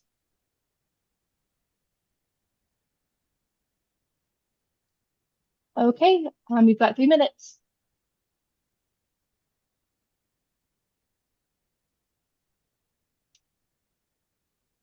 M. Bishop, are you able to speak? Sorry, I had a glitch there. No worries. My name is Michelle with 1 L, Bishop. I swear to tell that what I'm saying is the truth as far as I know. I live across the street from this project in the Goss Grove neighborhood. In fact, I'm co-chair of the Goss Grove Neighborhood Association, which celebrated its 50th year in existence last year. And we worked with this developer on the Liquor Mart project several years ago when that was going on. So we have not, as a group, looked through this as yet, although it's passed around the neighborhood. We haven't had a discussion. So what you're going to hear is what I think. I would like, ideally, to have both of those homes addressing Arapahoe as they have, which would relate them to the ditch in front of them and the Lincoln School. But I understand there's a space issue. So I think moving them together to the western edge of the property and even the rotation of the one property towards a public walkway, so to speak, seems to be a reasonable way to address this. I also want to compliment the architects and the developers for their interest in preserving the historic nature of these two buildings and relating them to the rest of the neighborhood across the street. moving forward. And hopefully we'll have more discussions with them as we go on, and be able to provide some insight, being neighbors to the north and living in small little homes of that vintage too. Thank you. Thanks, Michelle. Mariah, do we have additional public Yes. comment? Next we have Tim Plass. And Tim, will you please raise your hand and swear to tell the board the whole truth and state your full name and proceed with 3 minutes. My name is Tim Plass, Executive Director of Historic Boulder, and I swear to tell the whole truth. Thank you. Sure. And I will say I'm speaking for myself tonight because this meeting's a little out of cycle with the usual Landmarks Board meeting and how we schedule our meetings, so the board hasn't had a chance to weigh in. But I am asking you to support the staff recommendation tonight. But what I really wanted to do was say thank you to Adrian and to Kate and the development team for preserving these 2 frame structures, very different from the situation that we faced with the Presbyterian Manor. And I just say thank you for that to Kate and to Adrian. I know you can't see me, but I can see you. So thank you. And in June of last year, we actually had a great meeting with Kate and Adrian and the team, and we had a dialogue about the site and the historic resources. And I think that the resolution that we're seeing tonight with this house and the Arapahoe house is a happy resolution for the historic resources, and included with that is the view shed that will be preserved for the Lincoln School. So I'm really pleased with that. And I know we haven't talked about the larger development on the site just because that's not part of what we're doing tonight, and it's at site review. We're going to see a lot of density on the site, but I'm really pleased that these historic resources will be preserved.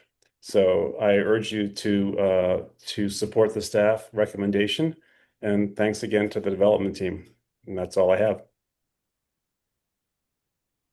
Thank you. Thank you, Tim. Anyone else wanting to speak, please raise your hand. Okay, we've got Lynn Siegel.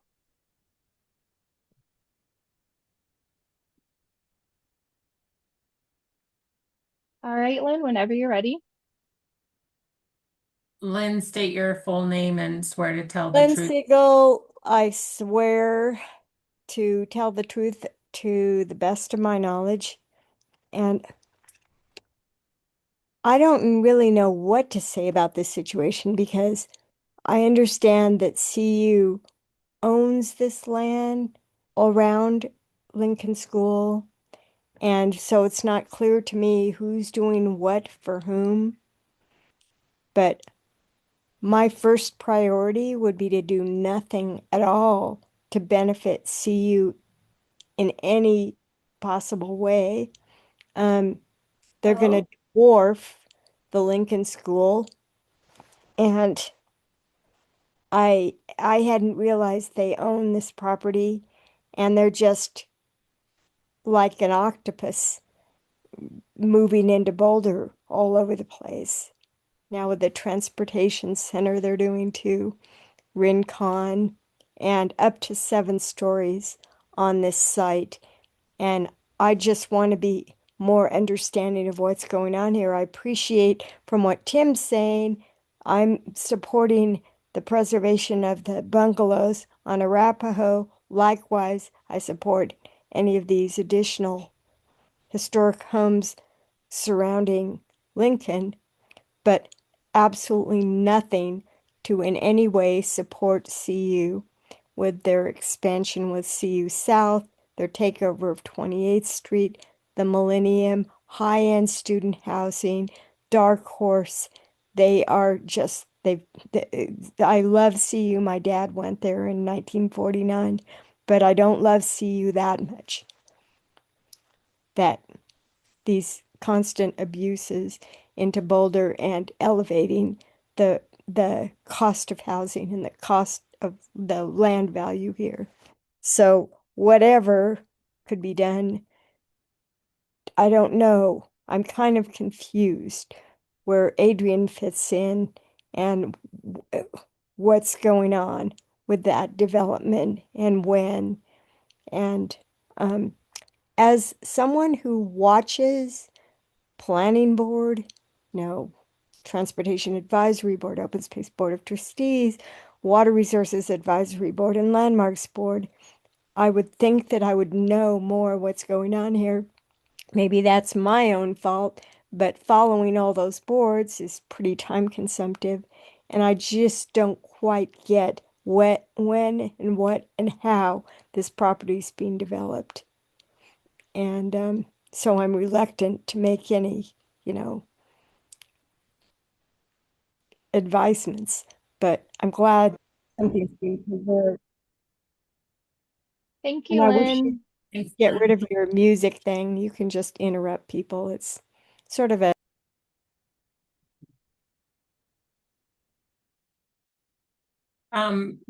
Now the applicant will have an additional 3 minutes if they would like to comment on anything that's been said during public comment. Would you like to respond to anything that was said? Thank you. Thank you, Chair Golobic. This is Adrian Sofer with Sofer Spawn Architects. I appreciate the opportunity to speak. I also appreciate the recognition, the difficulty of making all of the elements of this project come together. We are trying to relocate these structures in a manner that supports an appropriate recognition of their historic value and can marry it with the larger intent of our clients on this site. And it is a bit of a challenge, and I'm sure you recognize that. And we believe that we have come up with a resolution that makes some sense. And I also appreciate Historic Boulder's as recognition of that intention. So we're happy to answer any questions you might have. Thank you. Chris, just to make everything clear, will you go ahead and swear to tell the truth? As always. I swear. Thank you. Thanks. So we're now going to move. Does anybody have any additional comments? Any board members?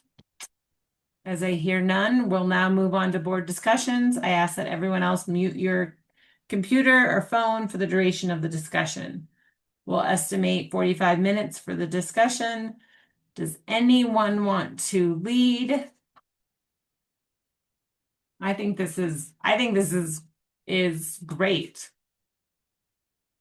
To be honest, I think that this is an intention of, I'm glad to see that these buildings are not moving off site, into, as someone had stated before, out of the city limits.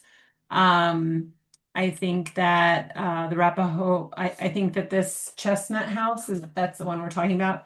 I think that turning it as though it wouldn't be public facing to Arapahoe anymore, I think that I think it allows for the development of the property. And so I'm excited that it is moving within the designation of the property and they're reusing and repurposing it. So I'm happy to see this, and I'm in favor of this and would love to see it move forward. Michael. Claire, can you show the site plan? I thought you had one that showed the proposed. It was kind of the more finished looking site plan. Yes, One that you shows can the give me a promenade. sec. It's this Thank you. one. Yeah. That one? Nope. It's more Not developed. that one? No, because this is just the existing. Yeah, the proposal one, Claire. I know which one he's saying. Oh, the one, let's see. Shows all the landscaping. That is the one that shows the land. This No, one? no, that That's one. the one. That's the one. Okay, good. John, you want to? You want to read my mind? Well, We're gonna say the same thing, aren't we? probably. I mean, I think this shared campus walk is a really, really important ingredient in that. I mean, it's reverse engineering to a certain degree, but I don't think it's unintentional that the houses that were originally facing Arapahoe, both, we'll talk about Chestnut House, but the same is true for Arapahoe in the sense that they face this new street. Mm-hmm. It's not just a sidewalk. It's got the dimensions of a street. They're not set back like they were from Arapahoe, but I think that still gives them this feeling of the facade orientation is to something more than just a sidewalk, and I think it's a nice solution. I do have a problem with the detailing of the wood steps for the front entry. So I don't know if we want to go to that slide. And this is, you guys are just going to have to give me the latitude of being a picky architect as always. But Claire, if you can go to the front elevation, the proposed front elevation, and zoom into the actual main entry proposed, if you can. That's asking a lot. I can Yeah, I know. try. I can probably use my There we go. words. Oh, that's good enough. Okay. Because it's. I mean, I can appreciate that the front entry wood railing and wood stair are of wood, painted wood. Some of the hand railing looks a little modernist, and I would say that the architects can kind of look at whether a handrail guardrail can be sort of the same entity. I agree that the ADA ramp railing would be painted metal of some kind, but the recommendation that I would like to get some consensus about is that stringer condition, and I know this isn't a construction set, but that's a very modern detail for a wood stair to just have a stringer that conceals the steps. And I would like to see that for the scale of a residential form like this one, and it's got its own delicacies, that the stringer actually be cut under the treads so that the tread ends are revealed like they would be in a traditional sort of front porch, wooden porch step detail. I'd have to draw it to really, if you didn't get that explanation, I'd have to draw it, but that's the one sort of condition that I would add to my support of this proposal. Over.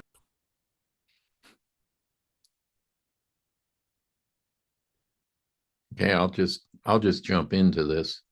Back to the promenade, what I'm calling the promenade view plan.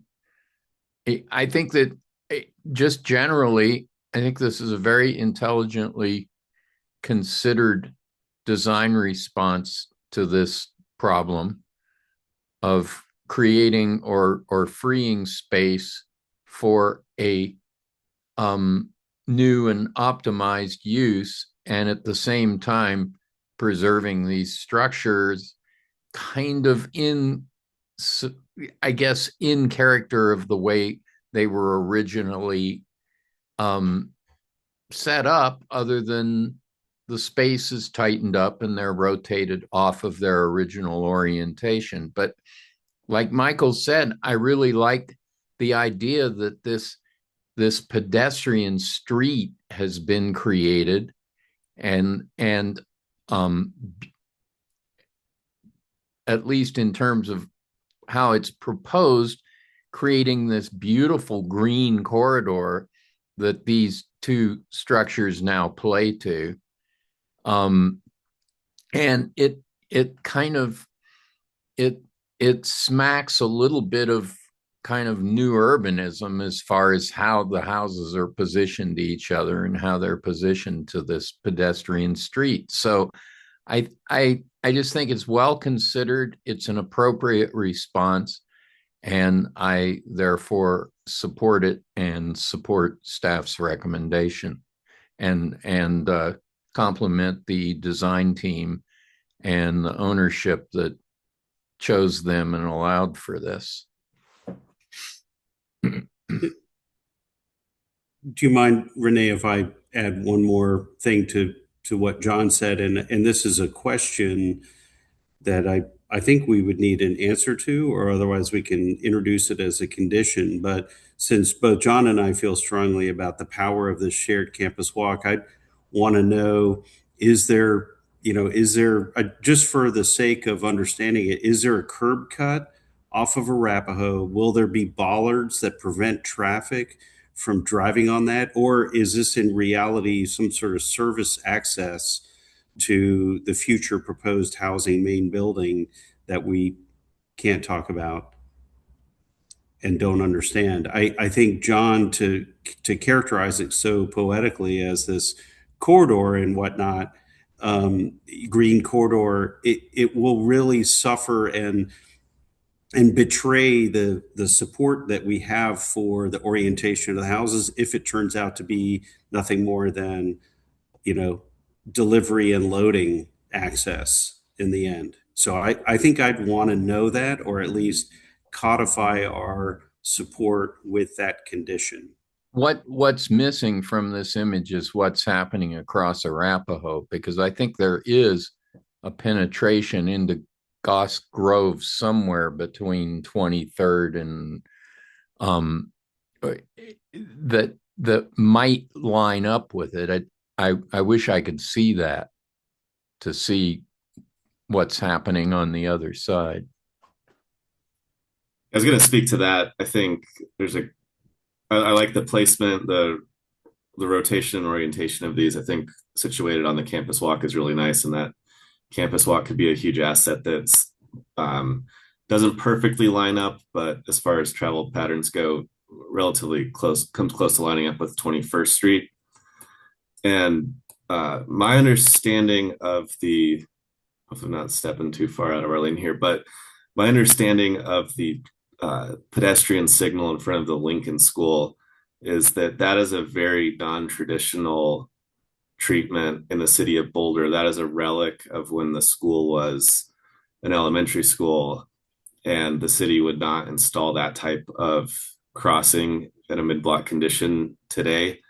And I think as this overall site is thought about, a mid-block crossing that doesn't actually connect to anything on the north side doesn't make a ton of sense. And this could be an opportunity to revisit a crossing in this area and orienting and relocating it instead of in the middle of the block to 21st Street would further reinforce the intent of the campus walk within this campus, but then also tie nicely into the Goss Grove area that has the traffic diversion that makes it so basically only north-south travel on 21st Street can be done on foot and bike. Yeah, and I think there's the beginnings of that across the street. There's some.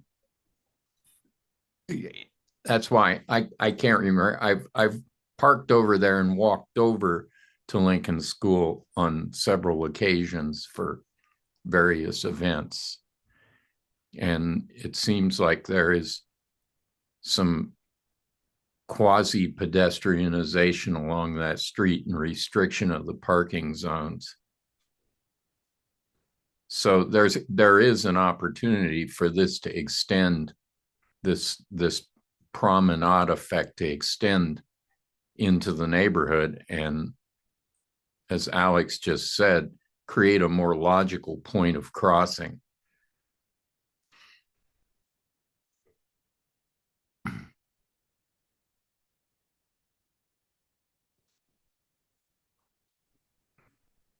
Great. Chelsea, do you have any comments? I don't think I have anything to add. I support the staff recommendation. Great.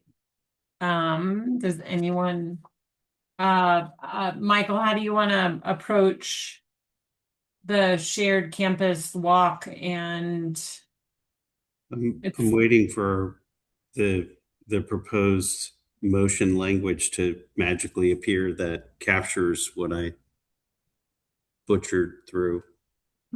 Oh, there's Marcy now. Claire, if you could advance to that one. So our recommendation had been to approve it as proposed. So we have modified it. It's not this one, Claire, because there we go. This one, say, provided stated conditions are met. And then could you go to the next slide for proposed conditions? So the first two are pretty standard. And then A, open to. I think that should be notched stringer. Notched stringer. Yeah. Okay. And then because this LAC is part of the larger redevelopment, these are pending landmarks, and so the board's purview of exterior changes are limited to what's in the proposed designated boundaries. So I've proposed language that says review of the portion of the shared walk that is within the proposed landmark boundary to ensure the house is as publicly visible as represented. That one's open for editing. What I'm trying to do there is to get at what the staff or LDRC would be looking at, and then why it's important that we review that. The landmark boundary, but I thought these were outside of the landmark boundary. Of the Lincoln School, these will have their own landmark boundary, which is you'll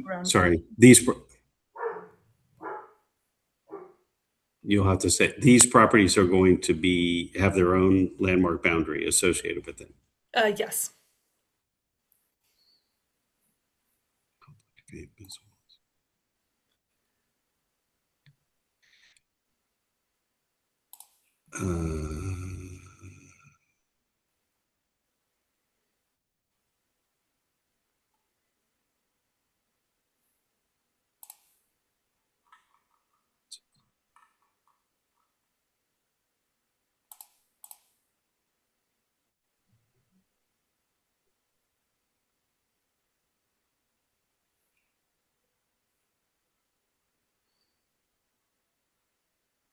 I guess I'll try to, I would say, to ensure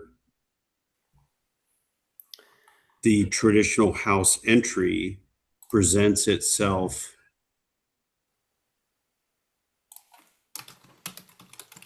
on a street-like condition as represented. On a street-like. And I think where we're trying to go there is that street, that promenade, as John calls it, has some degree of reality that's connected to this approval. Got it. Okay, that might be a little clunky the way I've written it, but it would read review of portion of shared walk that is within the proposed landmark boundary to ensure the traditional house entry maybe is situated or is oriented or presents itself on a street-like condition.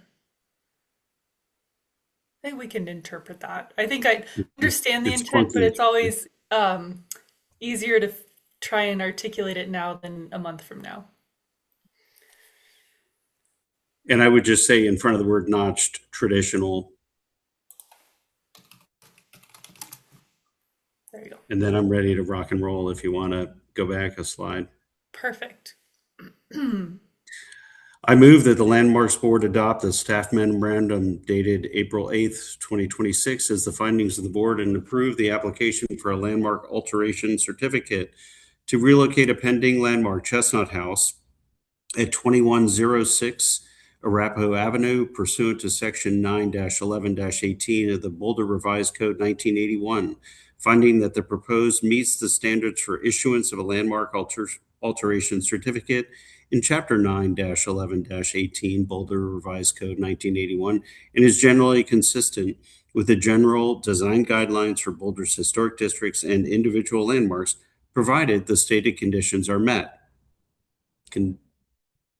The applicant shall be responsible for completing the work in compliance with the approved plans, except as modified by these conditions of approval. Prior to submitting a building permit application and final issuance of the landmark alteration certificate, the applicant shall submit the following, which shall be subject to final review and approval by staff to ensure that the final design of the addition is consistent with the general design guidelines and the intent of this approval. A revised design of entry stair to have a traditional notch stringer. B, review of portion of shared walk that is within the proposed landmark boundary to ensure the traditional house entry presents itself on a streetlight condition as represented. Period. Great. Do we have a second? I second it. So thank you, Michael. And an additional, let's do a roll call vote. John? Aye. Chelsea? Aye. Alex? Aye. Michael? Aye. And I choose aye. Motion passes unanimously. Claire, could you go over the next steps in the process? Yes, I can. So usually City Council has 16 days to decide to review or call up the decision. We have to extend this to the next regular council meeting, which isn't until May 7th. If at that point they do not call it up, the conditions of the LAC will be reviewed by staff. And once the conditions are satisfied, the LAC will be issued. It's valid for 1 year. Yeah. Great. We'll move on to the second public hearing.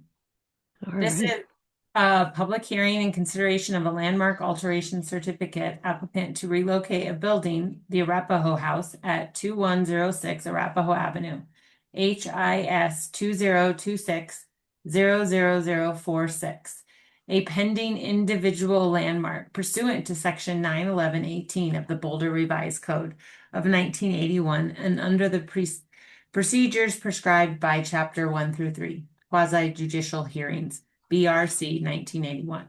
The owner is Naropa University and the applicant is Sofer Sparn Architects, represented by Kathleen Adams, also known as Kate Adams.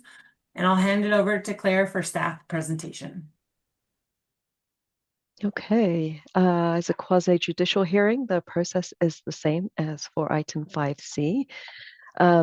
I, Claire Brandt, affirm that I will tell the truth, and I'm going to pause to allow board members to note any ex parte contacts. All right. Hearing none, let's move on. The criteria for review are outlined in Boulder Revised Code under 911-18B and C. And the options today are for the Landmarks Board to approve with conditions, or deny the application. It's the same process as for application 5B. And again, relocation defined by code as requiring full Landmarks Board review, and that's what we're discussing today. This house is also on the Naropa site near the northwest corner. It's on the opposite side of the private drive. It's the larger of the two significant buildings on the site. It also faces north onto Arapahoe Avenue. The house was constructed in 1894. It's a frame house with a primary L gable roof form with multiple shed and hip roof projections. The walls are clad in a combination of decorative shiplap siding, fish scale, and notched tooth siding, and the windows are predominantly vertically oriented, double hung throughout. Again, staff analysis will include key site and setting characteristics, mass and scale, and key building elements, and the materials and detailing. Staff analysis of the key site and setting characteristics includes setback, orientation, spacing, and distance between adjacent buildings. So this house is proposed to be relocated to the northwest, to the corner of the property. The proposed new location will include an approximate 2.5-foot setback from Arapahoe Avenue and 5 feet from the west lot line. This one is not proposed to be rotated. It's proposed to face Arapahoe Avenue and be prominently visible from the public rights of way. The mature trees that need to be removed include 5 trees mentioned at the northwest corner of the lot. The same guidelines apply to relocation of this house. Recommended traditional setbacks, orientation to the street, to consider the adjacent structures and the site, so the relocated structure adapts harmoniously to its new location and does not appear awkward or out of place. Staff finds that the relocation will not change the building's traditional alignment facing Arapahoe Avenue. While the front setback is shallower than traditionally found, the property line is set back approximately 6 feet from the sidewalk behind the historic Smith Goss ditch, and this helps maintain the general traditional setbacks with a lawn area preserved between the street and the building facade. Overall, staff found that the proposed relocation does not detract from the overall historic character of the site. It doesn't require removal of a significant historic building element or site feature. It does not inadvertently destroy or adversely affect the historical, cultural, architectural significance of the site, as Lincoln School and the Smith Goss ditch are not impacted by the relocation. Again, we group the analysis for mass and scale, which includes the height, form, and key building elements, including dormers, windows, and doors. The enclosed rear porch is proposed to be removed. The house, again, will be lifted from its existing rubble foundation and placed on a new concrete foundation to raise the finished floor height to the required flood protection elevation. New stairs and railing will be added to the front porch to accommodate the new height. Existing stairs at the secondary porch at the northeast corner will be removed and the railing patched. This is the east elevation. The rear enclosed porch is proposed to be removed, is right here, and it's removed. And the south rear elevation also shows the rear porch removed and the wall patched. The house will be connected to the concrete walkway, ramp, and patio at the rear to allow access at the southwest corner at an existing door. So the guidelines note that original porches should be preserved, maintaining the height, detail, and spacing of the original balustrade. Whenever possible, retain and preserve all original doors and door openings, maintain the dominant roof line and orientation of the roof form to the street. We compared plans and found that the enclosed porch at the rear that's proposed to be removed was added around 1950 and was enclosed after 1979. Staff finds that the removal of the existing rear porch is appropriate. It's not a significant feature of the house, and its removal does not impact the historic integrity or significance of the building. Additionally, staff finds that the new concrete foundation to raise the finished floor height to the required flood protection elevation is appropriate. The addition of stairs and new railing to the front porch does not compromise the character of the porch, as the height, detail, and spacing will generally match. The proposed ramp, concrete patio, and safety railing, while clearly contemporary, are appropriately placed at the rear of the building.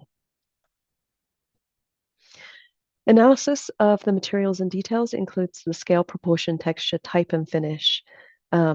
The new stairs and railing will be added to the existing front porch to accommodate the new height of the porch. The stairs and railing are proposed to be constructed of wood and painted. The area of siding from the removed rear porch is proposed to be patched with wood siding to match, and the house is proposed to be painted. The access ramp at the rear is proposed to be unpainted concrete and include the black metal handrail. The guidelines note that original historic finish materials should be preserved and repaired, and new finish materials should be compatible, but not seek to replicate original finish materials, and use materials that are similar in scale, proportion, texture, and finish to those used historically. When repainting, select paint colors appropriate to the historic building, and when possible, recreate historic paint schemes based on samples of original materials. It's inappropriate to introduce or eliminate exterior lighting fixtures if doing so will detract from the overall historic character of the building, site, or streetscape, and lighting should be functional, not just decorative. Staff considers that the proposed new painted wood stair and railing at the front porch is appropriate, as the proposed materials are similar in scale, proportion, texture, and finish to those used historically. Additionally, handrails for the stairs that meet accessibility requirements should be added as needed, but should not detract from the overall historic character of the building. Staff considers the proposed colors appropriate to the features of a Queen Anne house. The access ramp at the rear, again, is proposed to be unpainted concrete and includes the metal, black metal handrail. And for this building too, staff considers that the handrail may be inappropriate, but safety is a priority.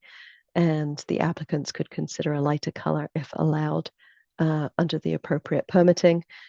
New lighting was not included in the application, and functional lighting fixtures should be added as needed, but should not detract from the overall historic character of the building site or streetscape.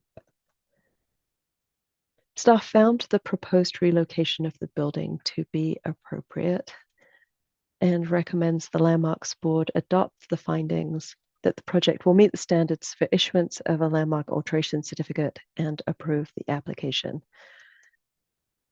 So the same process as 5B, the next steps are the applicant has up to 10 minutes to present to the board, followed by public participation and an opportunity for the applicant to respond to anything that was said, and then board deliberation. And a reminder again that the board's decision is criteria-based and considers whether the project meets the standards for issuance of a landmark alteration certificate. And did anyone have any questions?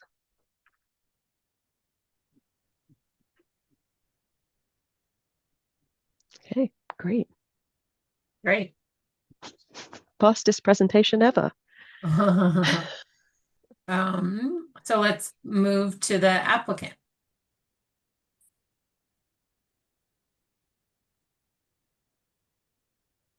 Kate. Hi. Hi. Hello again. I will tell the truth again. Kathleen Adams. So I once again, don't have another full presentation. Just appreciate the thoroughness of this staff report. I guess I can say one thing to head off some of the comments about the railings and the grade. If our final grades do not require 42-inch high guardrails, we will reduce the height of those guardrails. And I just want to throw it out there because I know that was a comment from before. Thank you. Now we'll move into public comment. Virtual attendees, please raise your hand or press *9 if you'd like to speak to this item. Mariah will identify those self. Will you please swear to tell the truth to the board and state your full name, and we'll proceed and have 3 minutes. Mariah. All right. First up, we have Michelle Bishop.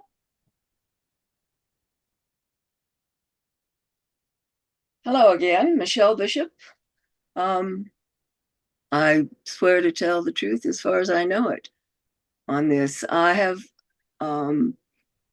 noticed some of your comments about that pedestrian walkway. And I saw on the plan, if you want to look at that plan again, the final location of the 2 moved buildings, that they're on Arapahoe on the street access. There are no indications of any landscaping.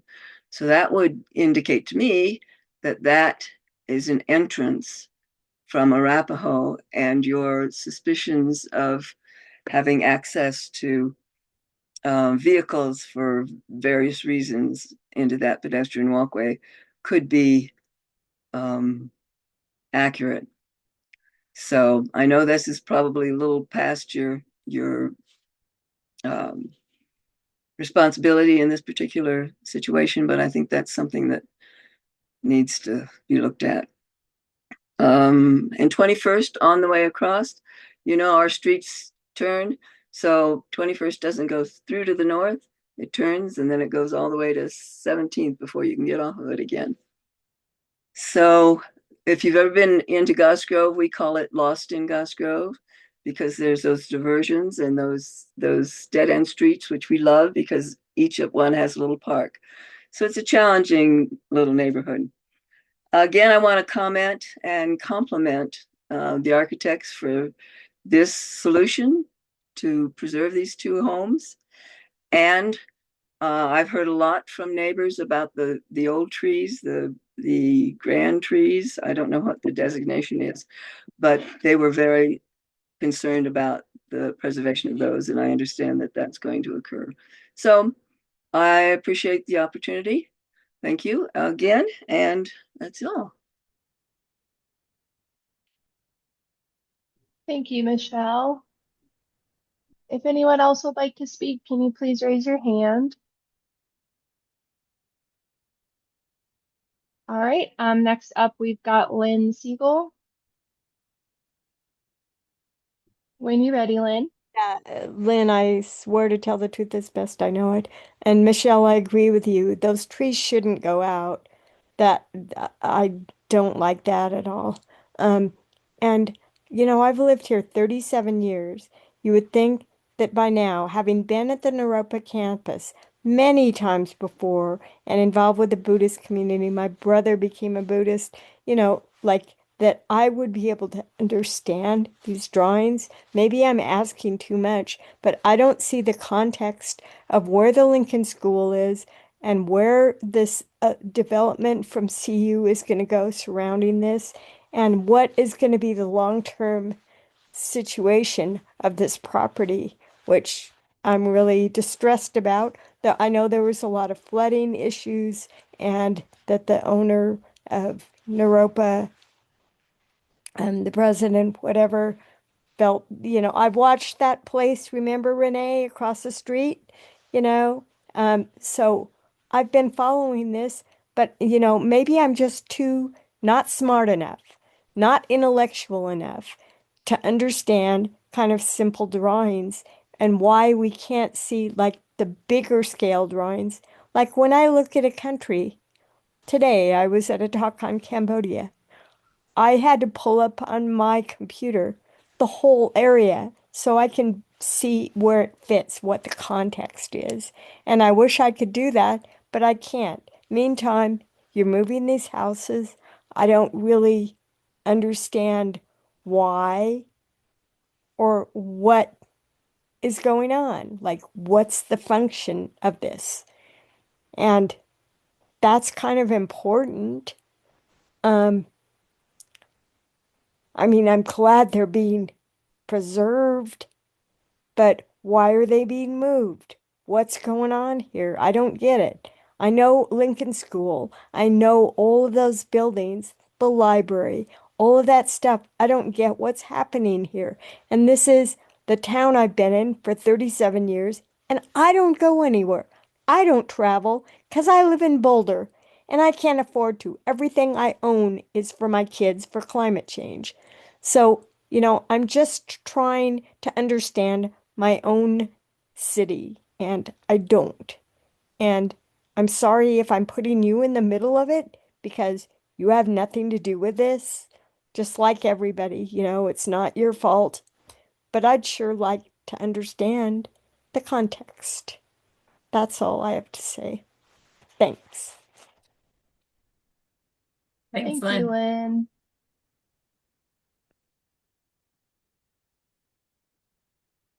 I don't see anyone else with their hand raised. The applicant may have an additional 3 minutes if they'd like to comment on anything that has been said during public comment. Would you like to respond to anything that was said, Kate? I don't believe so. Thanks. We now get to move to board discussions. I ask that everyone else mute your computer or phone for the duration of the discussion. We estimate 30 minutes for the discussion.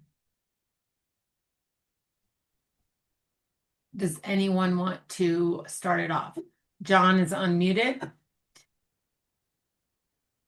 Yeah, I unmuted. I could say all the same things I already said. This is very similar. I think it's very well considered. I think that it's appropriately relocated, and it helps create a kind of continuous new realm that is an internal formation as opposed to just along Arapahoe. And it breaks by going perpendicular, by making the movement go perpendicular, it breaks the street orientation of everything and creates the campus as more of a space in its own right. And I wholly support the recommended outcome on this, and support staff's recommendation and compliment the design team and the owners. I will have the same comment regarding the stair detail, but Clara, can you show it would be the east elevation? I guess the north and the east elevations.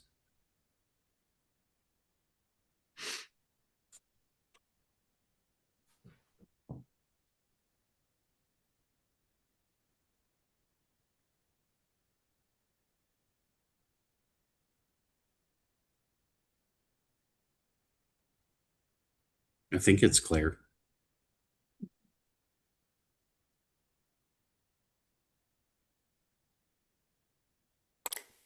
I'll go ahead and share my screen, but let me go to the right one here. Okay.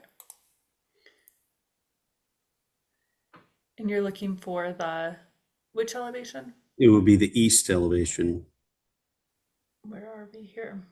Because I was, Here we go. I believe I'm wrong. What I said earlier about both houses rotating to face this private street, they don't. Correct.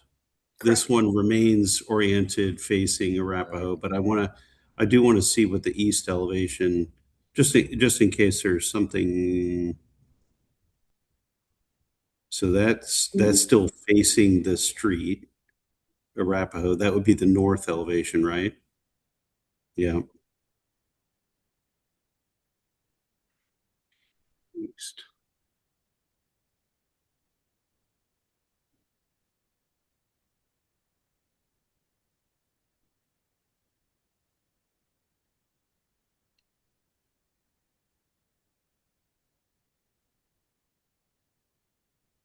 Does anyone feel strongly that there should be a stair up to that side elevation, that little enclosed? I presume that's what we're seeing is a porch on the corner that's enclosed but without a stair.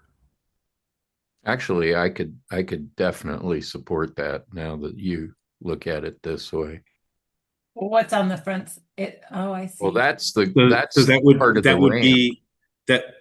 No, on the I can't really point to it, but you see the main gable at the center of the east elevation, and then to the right, just to the north of it, you see a big shadow cast that would imply that there's an open porch on that corner.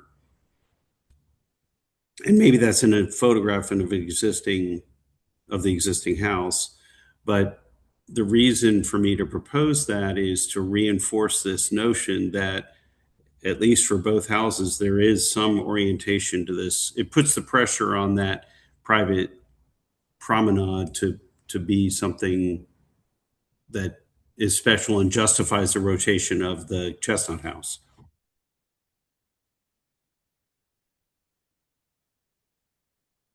Is there a photograph of? Yeah, I see what you're seeing, Michael. So there is a railing. So see that. So see that on the upper left-hand corner. I think is no. I mean that's the open porch I'm thinking of, but in the proposed north elevation, are they closing that off, or how do you have? I think it's a perspective trick. Yeah. So see where it says new railing in fill to match existing. Do you see that on the right-hand side? So they are proposing to close that railing off that's now open. And I guess I'm making a recommendation. I don't want to be out of turn in designing it as a board member, but that there be a stair that would head to the east from that side porch.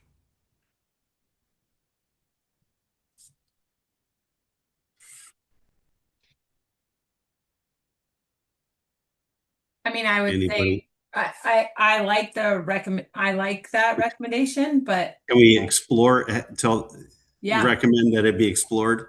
Yeah, I was just wondering what the usage of these buildings were and if there was a reason for it Probably not to be. Offices likely, but Yeah. but again, if these houses, while this one isn't physically being spun and reoriented, at least a stair going in that direction reinforces and helps support the reorientation of the Chestnut House. Yeah. I agree. Now, while I said that, I'm out of breath from the first motion, but Alex or Chelsea, do you guys have any comments? Renee, I'll kick it back to you.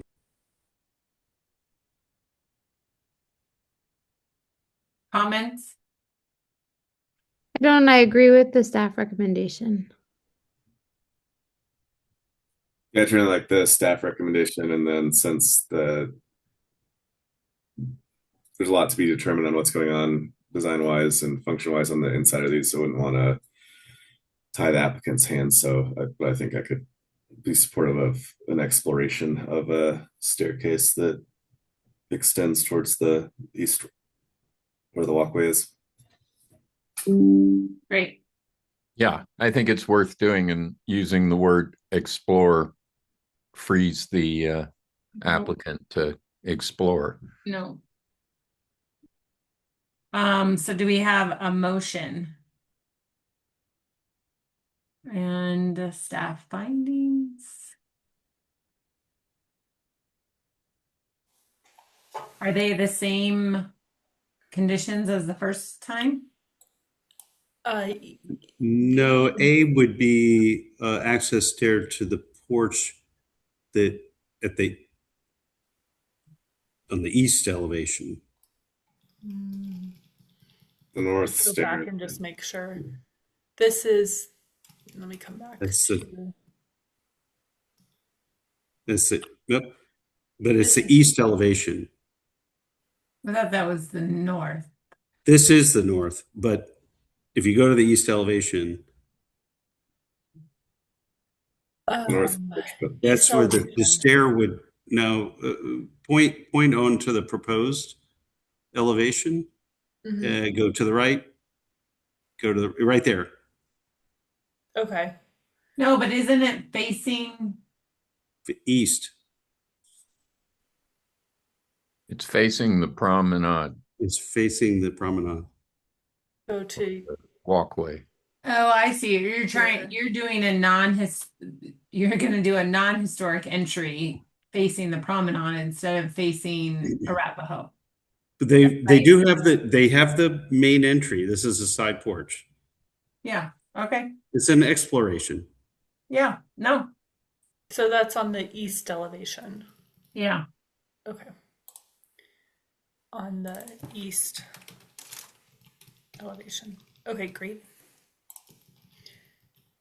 And then the other two are I heard Michael, you say you would support the same one, so revise the design of the entry stair to have Except it. for C, yeah, except for C doesn't apply because the house is not rotated.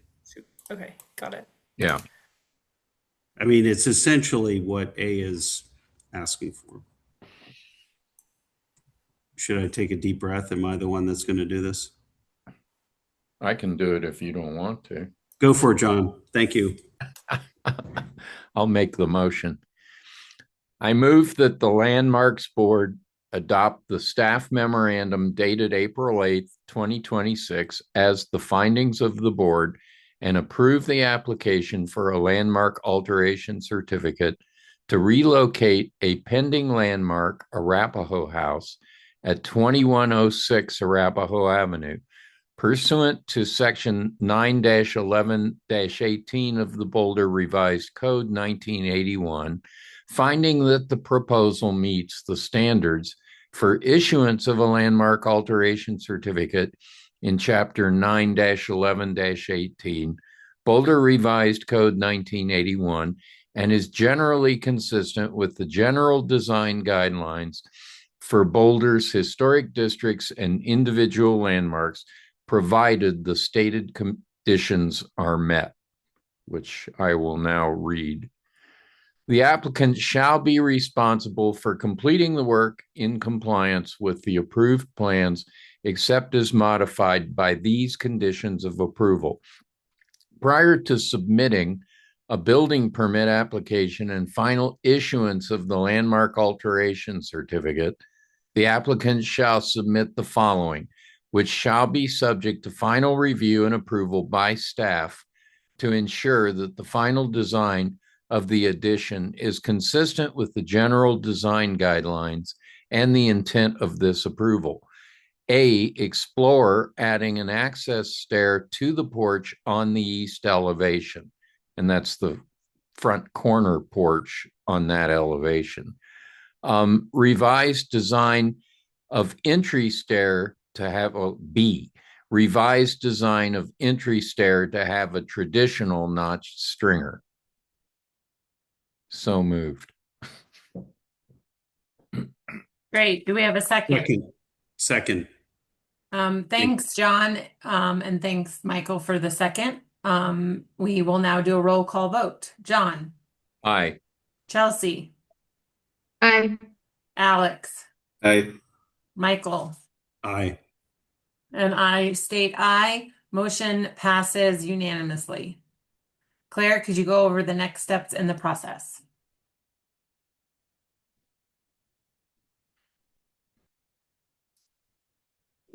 Or Marcy. There we go. Yes, I'll go ahead and finish this out. So similar to the other two LACs, the decision is subject to City Council call-up, but the next available meeting isn't until May 7th. So after that point, then the conditions of the LAC will be reviewed. And I want to make sure we have the level of review in the motion, which maybe we want to do a point of clarification. Oh, we have it, but to staff for these two relocations. So anytime after May 7th, if council doesn't call it up, the applicants will revise their plans to meet those conditions and submit for final staff review and approval. Otherwise, if council chooses to call up the decision, we'll schedule a public hearing within 45 days. So with that, thank you to the applicants and owners for your time this evening. Great. Let's move on to matters. Alrighty. Okay, so we have a couple of items under matters this evening. The first is more of a reminder or that with the new board members appointed, typically the board would hold kind of elections or appointments for chair and vice chair at your May meeting. And so it's kind of an informal process. Usually a board member will make a nomination, that person will accept the nomination, and then the board will vote on chair and vice chair. And the Landmarks Board practice, I think, has been varied in terms of how long a chair has served. I think, Renee, you've served for the last year, I believe, as well as Michael. Just a heads up that that is coming at your meeting next month. The next thing that we wanted to bring to you this evening was kind of an update, kind of checking in about the Landmarks Design Review Committee. And let me just get my windows sorted here. Okay, so we wanted to have a discussion with Alex now on the board, and as Mariah steps into her role as the program coordinator, looking at the commitment, the time commitment, the proposed rotation, and the agreements for the Landmarks Design Review Committee. So starting with kind of the purpose of the LDRC, it's a pretty unique and valuable part of our program. It provides a middle level of review so that everything is not either reviewed at the staff level or in a public hearing by the full board. The decisions are made by 2 board members and a staff member. That staff member provides continuity and professional expertise, and the board members provide technical and general expertise, as well as different perspectives. 2 Landmarks Board members have to be design professionals, which provides that kind of architectural lens. And it's also really important to have a balance on the board where non-architects make decisions about how historic buildings change over time and whether a building is potentially eligible for designation. This gives a community perspective and balances the application of the design guidelines. So the DRC provides a venue for collaborative and timely review for the more complex LAC applications and proposals for the oldest buildings in the city. The applicants and owners have a chance to hear directly from the decision makers and to have a chance to clarify their proposal, or it can be an iterative process where we're designing collaboratively in the meeting. It's generally effective. The majority of cases are approved in a single meeting. So in 2024 and 2025, the DRC was pretty transformed. The board adopted an administrative rule to allow staff to review the majority of LAC applications, and council adopted an ordinance to extend the initial review time from 14 to 21 days and extend the approval time from 180 days to 1 year. So we've seen significant results in the last year. The majority of LAC cases are now reviewed administratively. We've seen a reduction in the number of LDRC meetings held each year from 40 to 32, as well as a reduction in the volunteer time commitment from about 26 to 60 hours per board member down to 14 to 22 hours per board member. We're able to focus the LDRC on the more complex applications, and as I mentioned, most cases are approved within 1 meeting. And last year, we don't know if it is a blip or not, but fewer LAC applications were referred to the Landmarks Board in 2025. And then the pie charts on the right there track the blue LDRC review. About 60% of cases were reviewed by the DRC in 2024, and that dropped to 30% in 2025. So we only have 1 year of data to base our decisions on. This means that we do need to remain flexible. For example, our caseload for 2026 is up about 30%. So we are basing this on what we know from last year, but also that we be flexible as if the needs change. So I'm going to hand it off to Mariah as the program coordinator to go over the time commitment and proposed rotation. Thank you, Marcy. So based on this 1 year of data, we anticipate a schedule that could have 3 meetings a month. This would allow us to change to cancel the LDRC on the first Wednesday of the month when board meetings are held. We believe we can fit the cases into a 2-hour window from 9 a.m. to 11 a.m. However, most weeks we won't use the full time. The time commitment for the board will be shared across the 5 members, meaning that each member will typically serve once a month and occasionally serve 2 times a month. In total, we anticipate an annual time commitment of 20 to 30 hours per year per board member. We have a couple requests noting that scheduling for the LDRC is a really complex puzzle. We have code requirements to consider. It requires that 2 board members and 1 staff member serve on the LDRC. The meetings must be publicly noticed at least 24 hours in advance, and initial review must occur within 21 days of a complete application. We also have some goals as staff. We aim for the schedule to be predictable and consistent with 1 design professional if possible. We'd like to schedule the same members for repeat cases when they happen, but the occurrence is rare. We would like to avoid pairing board members up, which can lead to inconsistency in the review. We aim to cancel the first Wednesday of the month for the Landmarks Board meetings.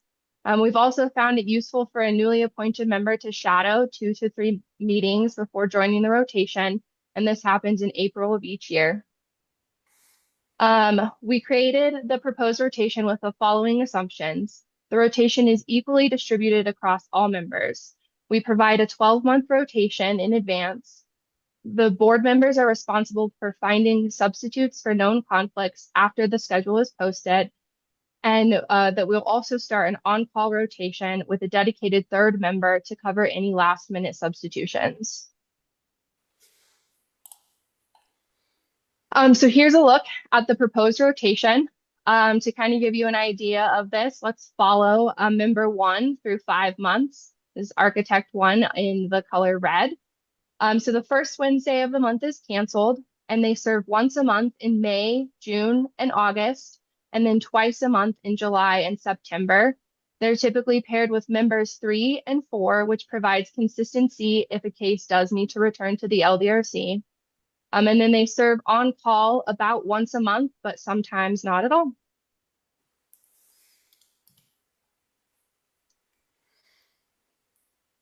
And so we wanted to make some commitments to you all as well, and ask for a couple things in return. So as a staff, we are committing to provide the schedule 12 months at a time, which would be April to March to coincide with board appointments.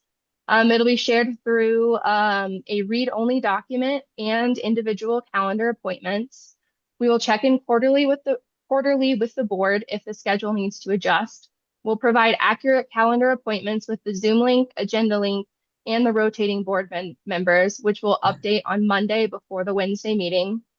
We're agreeing to post the agenda on the website on Friday to provide advanced notice for applicants, board members, and the community. We're agreeing to start the meetings on time and stick to the estimated times as much as possible. But we do, again, ask for some flexibility with that because sometimes cases go over. In return, we're asking of you that members respond to the schedule when it is sent out by emailing confirmation saying you're available for all of the scheduled or if you have conflicts. We're also asking that when we send out those calendar invitations that you respond with the RSVP function. We're also asking board members to be responsible for finding substitutes after the schedule has been posted. And then we also ask that in the case of last minute conflicts, you communicate substitutions with us as soon as possible.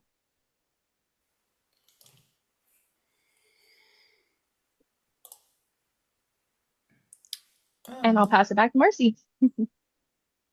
Thanks. Yeah, so with that, we'd like to open it up. Does the board have any feedback on the proposed rotation, again, held each Wednesday morning except the first Wednesday of the month from 9 to 11 a.m.? The schedule is equally distributed across all members, each member serving 1 to 2 times a month, and then also serving on-call rotation for any last-minute substitutes, and that we would provide a 12-month rotation but check in quarterly.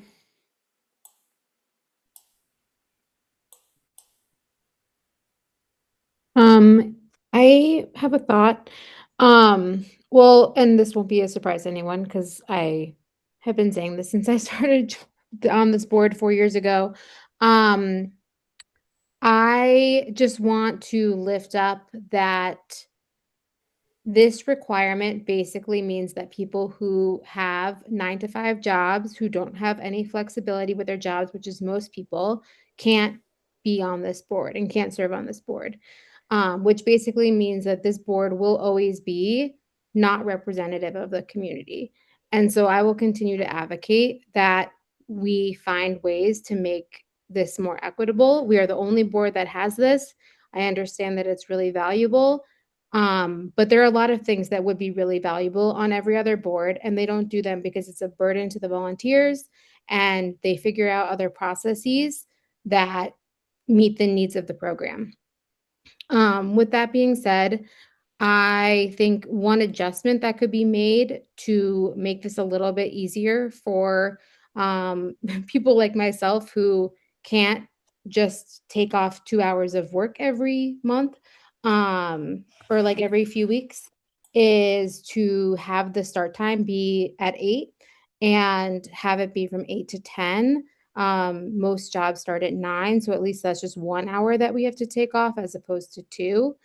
And I understand that that's earlier, but it's also, I think, worth it to make sure that we can be flexible for those who have jobs. So that's my proposal. Is it, Chelsea, are you equally as amenable to like a 4 to 6 p.m. adjustment?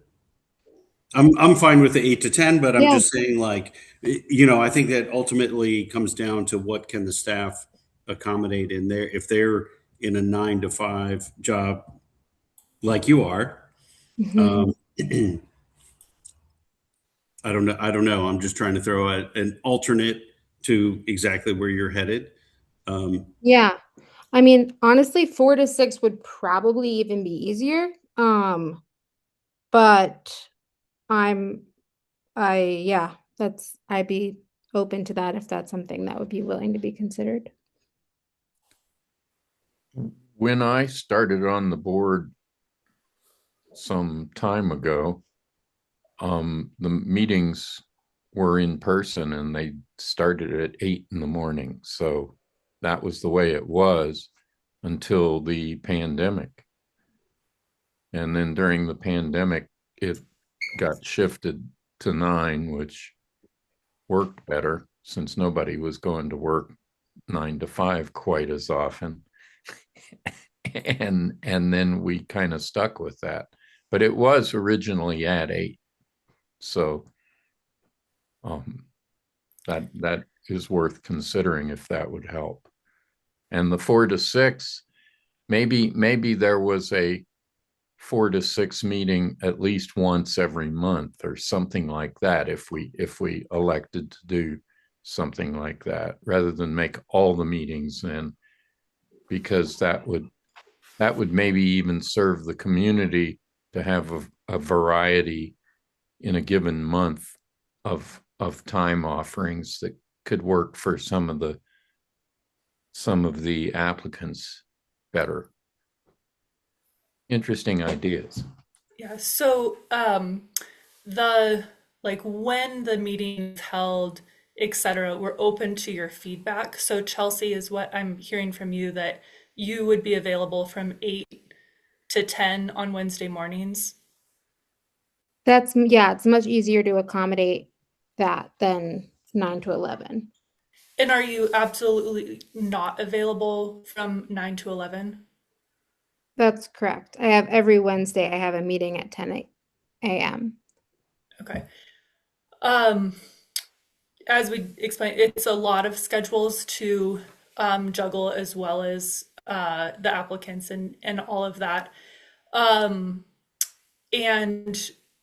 so I think one of the goals is that it be, consistent through the week so that we have some predictability for us. So what I'm hearing is a request to reconsider when the time is for the starting time. And maybe that's something that we'll look into. But I think what's important that I'm hearing is that you would be available for that 2-hour time commitment for the weeks that you are scheduled. Yeah. And then I think too, for, I'm just also just thinking about potential future applicants who are joining this board. Not every LDRC is 2 hours. So at least some of the time people can be done a little bit before 10, just be easier to accommodate with work schedules. Mhm. And I do have an observation that in the past there were a lot of retirees on the Landmarks board, and the current board, all 5 of you are working. And so understanding that you all have constraints, you all have things, but there also is, I think, a broader representation on this board than in the past when the majority of members were retired. And that's fine, but I think that there's several architects who like own their own firms or just sole proprietors. And so I guess it's a very unique type of flexibility that you need to have that level of, I don't want to say like it's not privilege, but it is sort of the privilege to make your own schedule.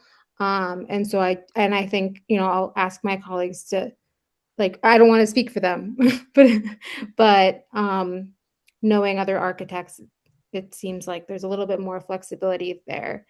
And Alex, you're welcome to chime in and say what your situation is. Yeah, I've got a unique work situation for sure. So it makes this doable. But in support of some of the things that Chelsea has brought up, I think an 8 a.m. start time would be a good way to sort of straddle the line between traditional work hours and more personal hours in a way that might allow more people to participate without being too far outside of like staff's traditional hours as well. And we'll take that feedback and maybe come back to you. I know personally for me, as the staff member who does the majority of the LDRCs, an 8 a.m. start is personally difficult for me with my own family situation. And so, we want to be flexible and accommodating for the board members that are on the board now, and then kind of sensitive to the requirement, the volunteer time for future recruitments as well. Yeah, and I'm all for the 9 o'clock start time. I think that when you I get that we're trying to meet the working environment, and you talk of like architects being on the board, and usually the firm would be supportive of this architect usually being on the board. So it would be usually something that they would the firm would be okay with. I think if you do create early times or late times, it runs into personal, or I'll just say it, like family time, and being a mom and making it earlier and possibly after those times is a little bit harder to meet. And so then you're going to start niching out other demographics in trying to do that as well. So, there's always positive and there's always negatives to 9 o'clock or 8 o'clock starts. So, but I will say that I'm for the 9 to 11 o'clock start. Okay, and then and knowing that there isn't going to be like one perfect solution that works for everybody's ideal, what do you all think about this idea of serving on-call rotation just in case there's something that comes up last minute? Can you speak more to what that means? That means that on this schedule, there would be 2 people scheduled to serve on the LDRC, and then a third person that's on call. So it would be on your calendar just in case one of the 2 members who are scheduled has a last minute conflict or doesn't show. forgets. Or I forgets. mean, Yeah. again, I would not be able to do that with a 9 to 11 start time, because then you're basically, you have to commit to more than, you have to basically say that you're not going to be available in case you're the one called. And ideally, the on-call person would not be used very frequently, but there have been a couple of cases in the last couple months where, we're scrambling, the applicants are on the call, we're calling the 3 other board members and hoping that somebody will answer. And it just, we're trying to put a bit of a safety net so that we can hold the meeting, because we have so many.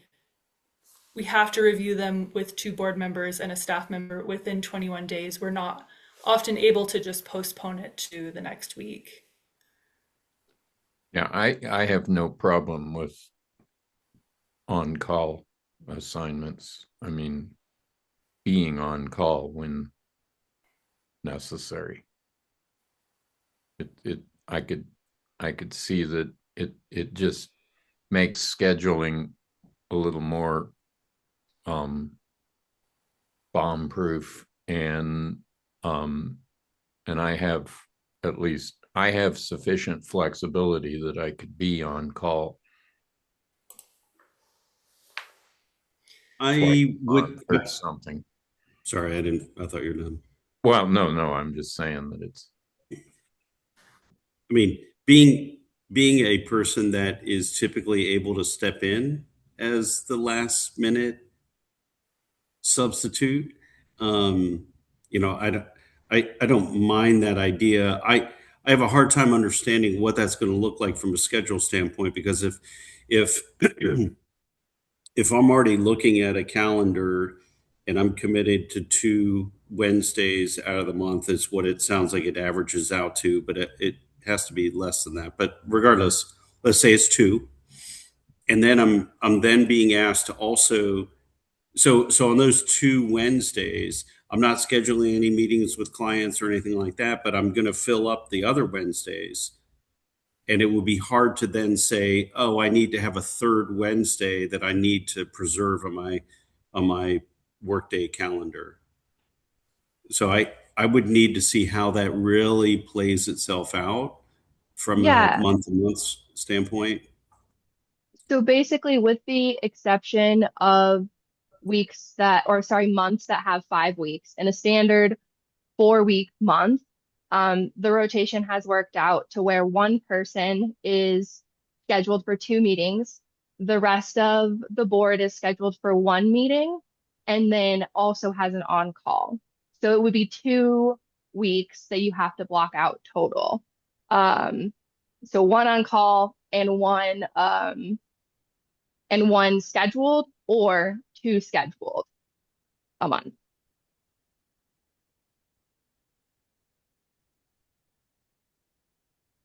Maybe you basically have to block your calendar off always for 2 Wednesdays. And whether you're actually going or not is dependent on if you get called. An alternate, because the problem that we're trying to solve is making sure that we have coverage.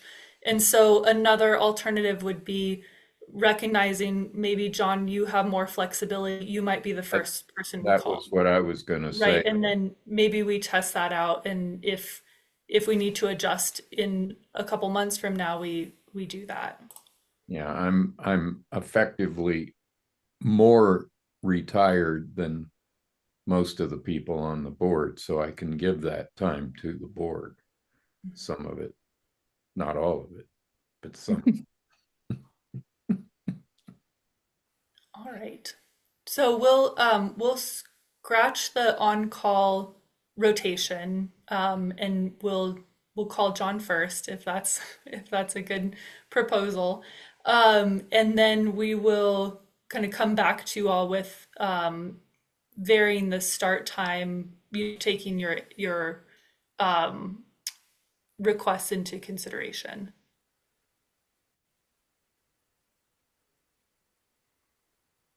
Is there a thought about changing the code around some of our work here to allow for more flexibility.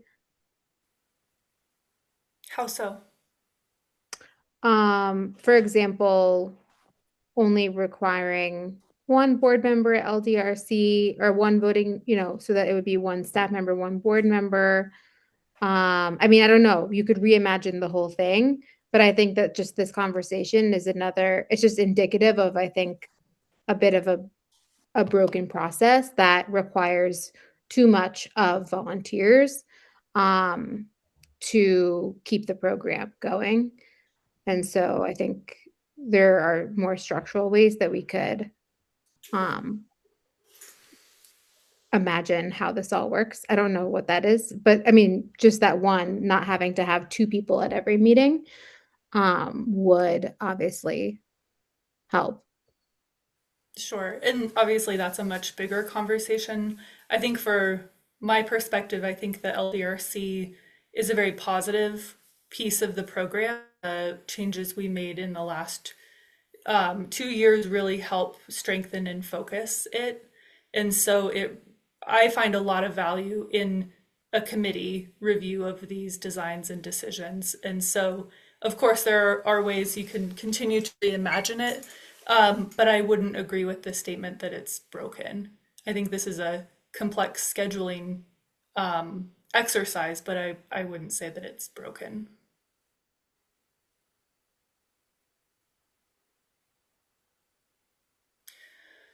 So I think that is probably sufficient for this evening. We'll circulate that schedule in the next couple days and then ask that you respond with any potential or any known vacations or time out of the that you're not available, kind of looking ahead. And then let's come back maybe in August to revisit it and make any adjustments if we need to. Great. Thanks, Marcy.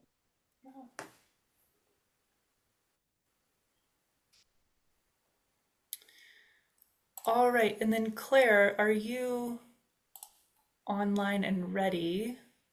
Here we go. Okay, take it away. Thank you. I'm gonna, hopefully my internet will stay connected. Okay, so through this series, we've been looking at how historic places give context to events that have shaped Boulder's history and connect us to our national history. We're really working hard to tell a more complete history of Boulder, including the stories of people who may have been overlooked in the past. Our role here is to help guide the development of the city and preserve the historic built resources that the community values.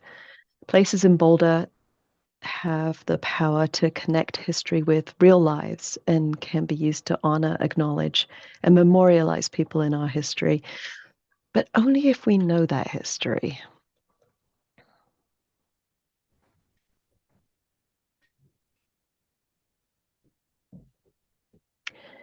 There are more than 220 individual landmarks in Boulder. Each tell a unique story of Boulder's architectural history. But only about 10% of our current individual landmarks specifically honor the achievements of the women who lived there. This isn't by design. Our guidelines for naming landmarks specifically say to consider the contributions of both men and women. So how do we end up underrepresenting 50% of the population and their stories? The Cowie House at 703 Pine Street is a great starting place for looking at this disparity. The house was designated as an individual landmark for its association with the Cowie family. James Cowie was mayor of Boulder and Colorado Secretary of State. As the patriarch, he takes top billing. But his sister, Mary Cowie, is also mentioned. Mary was Boulder's first female postmaster. She served as deputy county clerk and recorder from 1892 and was appointed deputy postmaster in 1894. She replaced Mr. F.D. Kirk in the role, which made the front page of the Boulder Daily Camera. According to the newspaper article, Mr. Kirk's politics were offensive, and he was advised to walk the plank. This was not entirely unexpected. The previous year, Colorado had been the first state to enact women's suffrage by popular referendum. In 1894, women voted in a statewide election, and 3 women were elected to the Colorado House of Representatives. Mary was part of a new wave of professional women in leadership roles. She held the role as deputy for 28 years and was then appointed postmaster by the United States Senate, beating out 3 male candidates, including the incumbent. She was appointed twice more and served until 1934. Mary didn't marry. She would have had to resign her role if she had. She lived with her brother for about a decade and then boarded with Ava Metcalf, a widow, at 933 Pine Street for the next decade. Ava likely provided a room, meals, and companionship for Mary. Ava died in 1926, and Mary moved into the Boulderado Hotel, where she lived for about 14 years until after her retirement. Even though Mary had the money to purchase her own home, social pressures likely kept her from doing so. It was unusual for an unmarried woman to live alone, unchaperoned, and women were excluded from the workplace once they married. So if we use property ownership and job success as the primary measure of who is significant in Boulder's history, we're already steering towards men.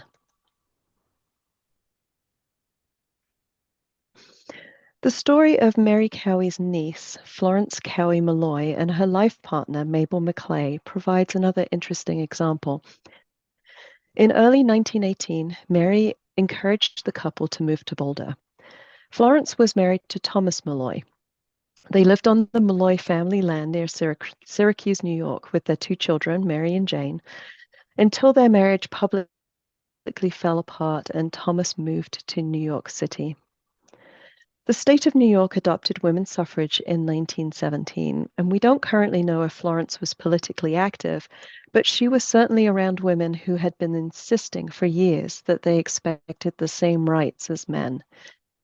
Years before Florence was born, in 1848, participants at the Seneca Falls Convention adopted the Declaration of Sentiments, which set the tone for women's political action.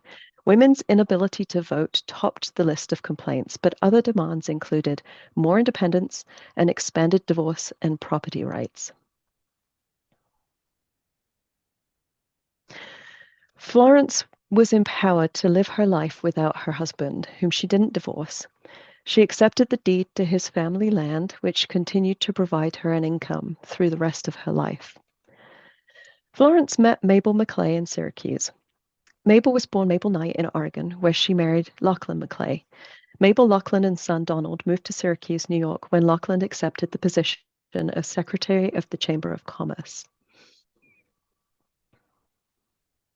Mabel walked away from her husband after he entered the military service in 1917.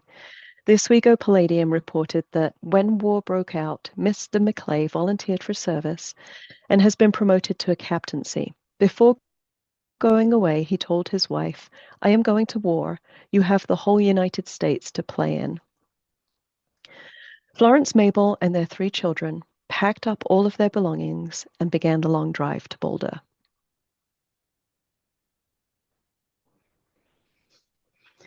The family arrived in Boulder during the summer of 1918, in the waning days of World War I. They began their taxi service, saying they didn't know how to do anything else. This was likely true. There's nothing to suggest that either woman attended college, which would have qualified them to teach. Teaching was one of the few socially acceptable professions for women at the time, but as married women with children, they would not have been hired, even if they were qualified for the role. The Boulder School Board did not allow married women to teach until 1942. By 1920, Boulder was ahead of the curve in national causes led by women. When Congress passed the 19th Amendment, paving the way for all women to vote, Colorado women had enjoyed that privilege for a quarter of a century. However, Florence and Mabel had to borrow money from Mary Cowie to purchase their second car. Until 1974 and the passage of the Equal Opportunity Credit Act, women were generally excluded from traditional banking, including owning bank accounts, applying for credit, and securing mortgages and loans without a man, a father, or a husband present at the bank to make decisions. Yet, even with women in Boulder progressing social causes, Florence and Mabel remained relatively quiet and diminutive to their male counterparts, for the next few years at least. As progressive as Boulder was in the Roaring '20s, Florence and Mabel had to hide their personal relationship. There were no public displays of affection to indicate that they were anything other than friends. By December 1918, their taxi business was well established. But when Florence and Mabel promoted their taxi service, they made sure to note that they had their husband's permission and that they weren't taking a man's job, since taxi drivers in Boulder had been called to the draft. As the influenza pandemic gripped the nation, the ladies associated themselves with the Red Cross, although they did not train as nurses. They told stories of comforting bereaved mothers while transporting the deceased. All of these things were seen as appropriate and patriotic for women during and immediately after the war.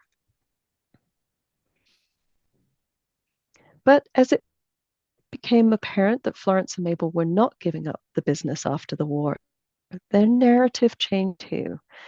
They promoted themselves as widows, even though their husbands were still very much alive. And they joined what the National Taxicab and Motorbus Journal described as the crowd of taxi drivers besieging the Boulder Depot at all trains, a jostling, pushing crowd of men crying out their services. The journal noted that this was not a pleasant place for a woman driver, and not pleasant for a woman customer either. So Florence and Mabel marketed their services as a woman-owned business primarily for women. They presented themselves as the safest choice for women, especially unmarried young ladies who were expected to have a chaperone. The journal wrote, "Many parents of girl students insist that Mrs. McClay or Mrs. Malloy personally drive their daughters." But their business was not exclusively for women. They would accept any work as long as it was not driving liquor into dry Boulder, what they abruptly called booze hauling. But as unemployment soared in the post-World War I economy, the division between those that had work and money and those that did not became wider. Racial and economic inequities deepened, but so did the resentment of men who felt their jobs had been taken by women. And the women and their success was highly visible. Florence was around 6 feet tall and typically wore an ankle-length fur coat when photographed. Mabel also did not conform to gender expectations. She frequently donned pants and a shirt and tie. Mabel and husband Lachlan McClay publicly divorced in 1923, an event that made the front page of the Daily Camera and a surprise to everyone who had previously thought she was a widow. Florence managed to keep the existence of her husband secret, even though he visited his daughters in Boulder multiple times. The ladies opened a taxi stand within the Hotel Boulderado. They furnished a desk and a phone, and in exchange recommended the hotel as the best place to stay.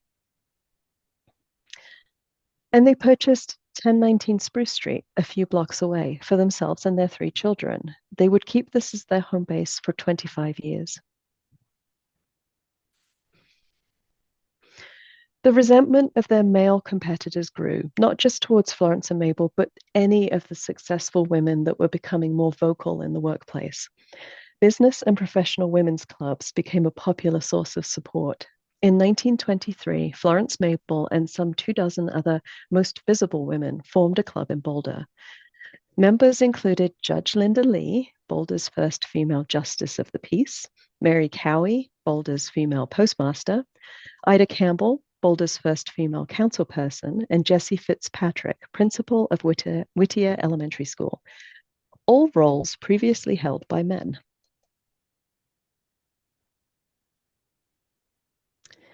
While these women seemed fearless in a man's world, driving was one activity that actual fearlessness was required, especially on the unpaved steep mountain roads of the 1920s.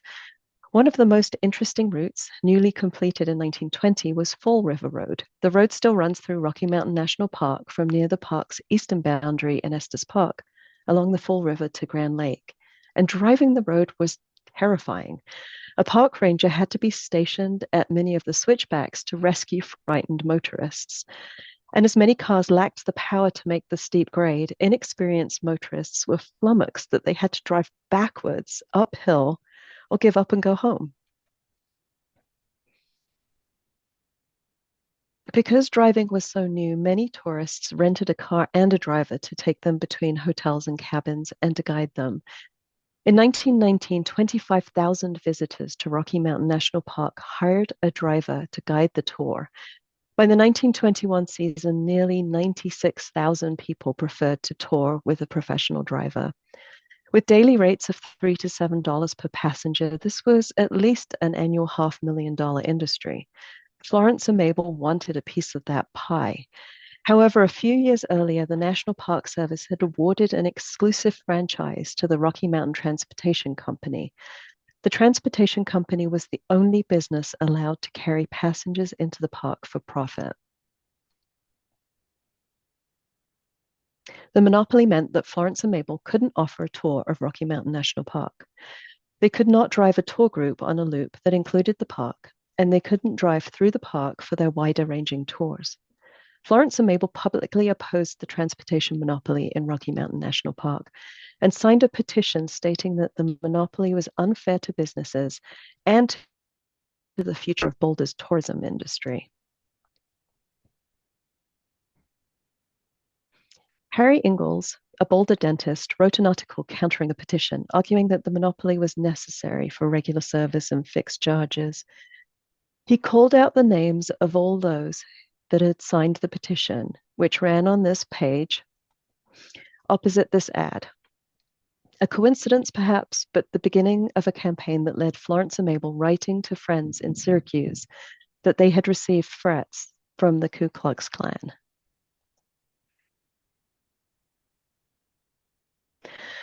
Undeterred, Florence and Mabel decided to test the law. In 1924, rangers in Rocky Mountain National Park arrested them for driving passengers for hire through the park. Their deliberate act of civil disobedience led to 3 hours in jail for the women. They were charged and faced up to 5 years in federal prison.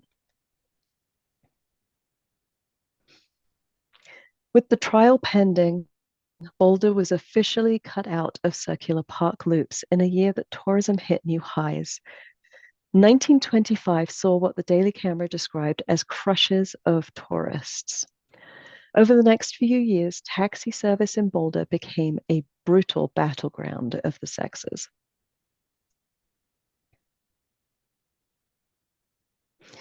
Since the early 1920s, the Colorado and Southern Railroad had issued a concession intended to try to eliminate the great army of taxi and baggage solicitors. The exclusive franchise had been previously awarded to Fred Fair. He would meet all trains and direct travelers to his taxi cab drivers.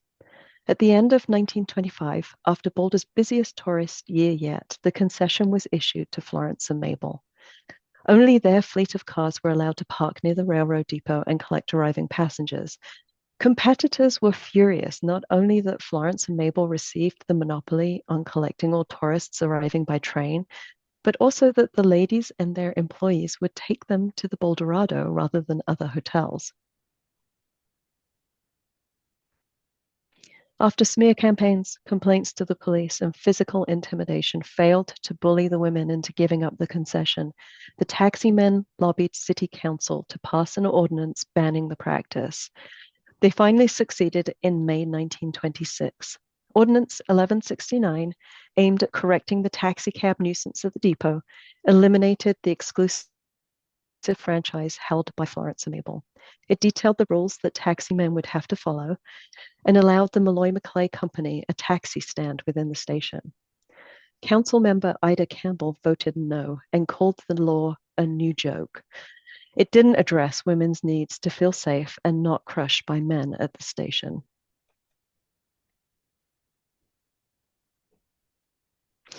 Believing they were following the rules set out by the ordinance, Florence and Mabel opened an office in the ladies' waiting room of the train depot. It lasted 18 days. 3 male taxi drivers filed a complaint against Florence and Mabel. They claimed that the ladies were soliciting business at the train station in an unfair manner, as the men could not go into the ladies' waiting room. Judge Linda Lee sided with the men and ordered Florence and Mabel out of the station entirely. The day after the judgment, Florence and Mabel sold the taxi business and 4 of their 6 cars. They received word a year later that the federal case against them for driving in Rocky Mountain National Park had been dropped at the assistance of the Colorado General Assembly. A bill to cede jurisdiction over the roads in the park to the federal government was passed in February 1929, and the monopoly continues to this day. By then, Florence and Mabel had left the cutthroat taxi business. They opened the Double M Ranch in Gold Hill and ran a more traditional hotel business with horse riding and auto tours until the 1940s.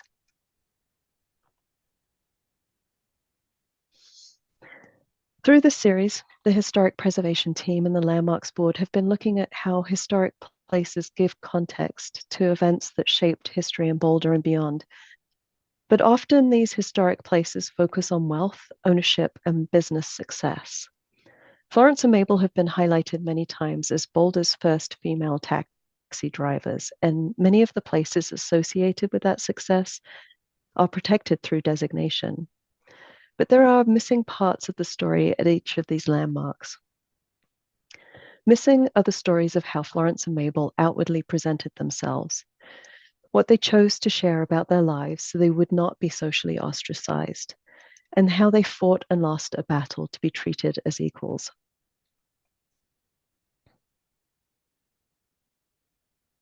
Likewise, Mary Cowie's story is grounded in professional success.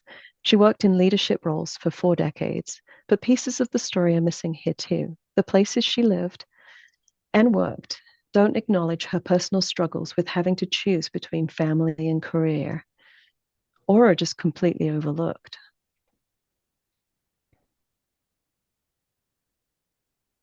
Thank you for your time today. I hope you enjoyed learning about some of Boulder's lesser known history and how it connects with national history. I also hope we can continue a conversation of how to preserve Boulder's historic built resources that have power to honor, acknowledge, and memorialize a wider range of people in our history.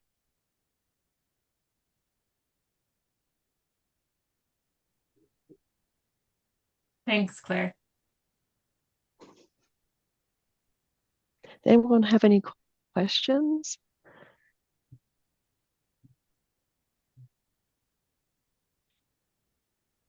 Sadly, I think this is really interesting. I'm just 10 o'clock. I have a quick question. I'm going to just ask this out of ignorance, and this is coming from the architect. But those images of the old Union Depot, does that building still exist? And yeah, or no?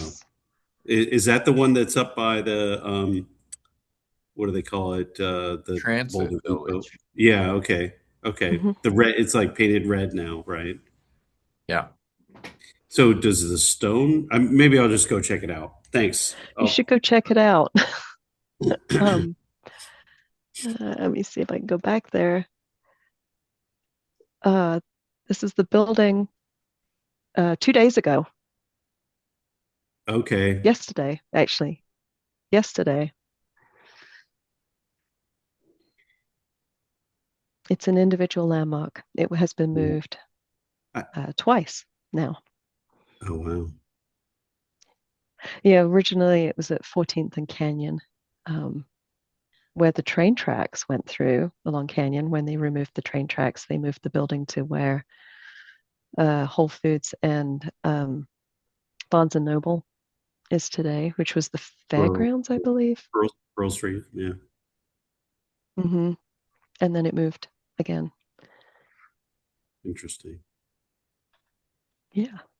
Sorry, that wasn't on topic necessarily. But I love those old photographs of the buildings. Well, it was also interesting to see the 1929 picture that showed the Denver interurban in front of that building. Oh, right. Which we've been promised will get restored at some point.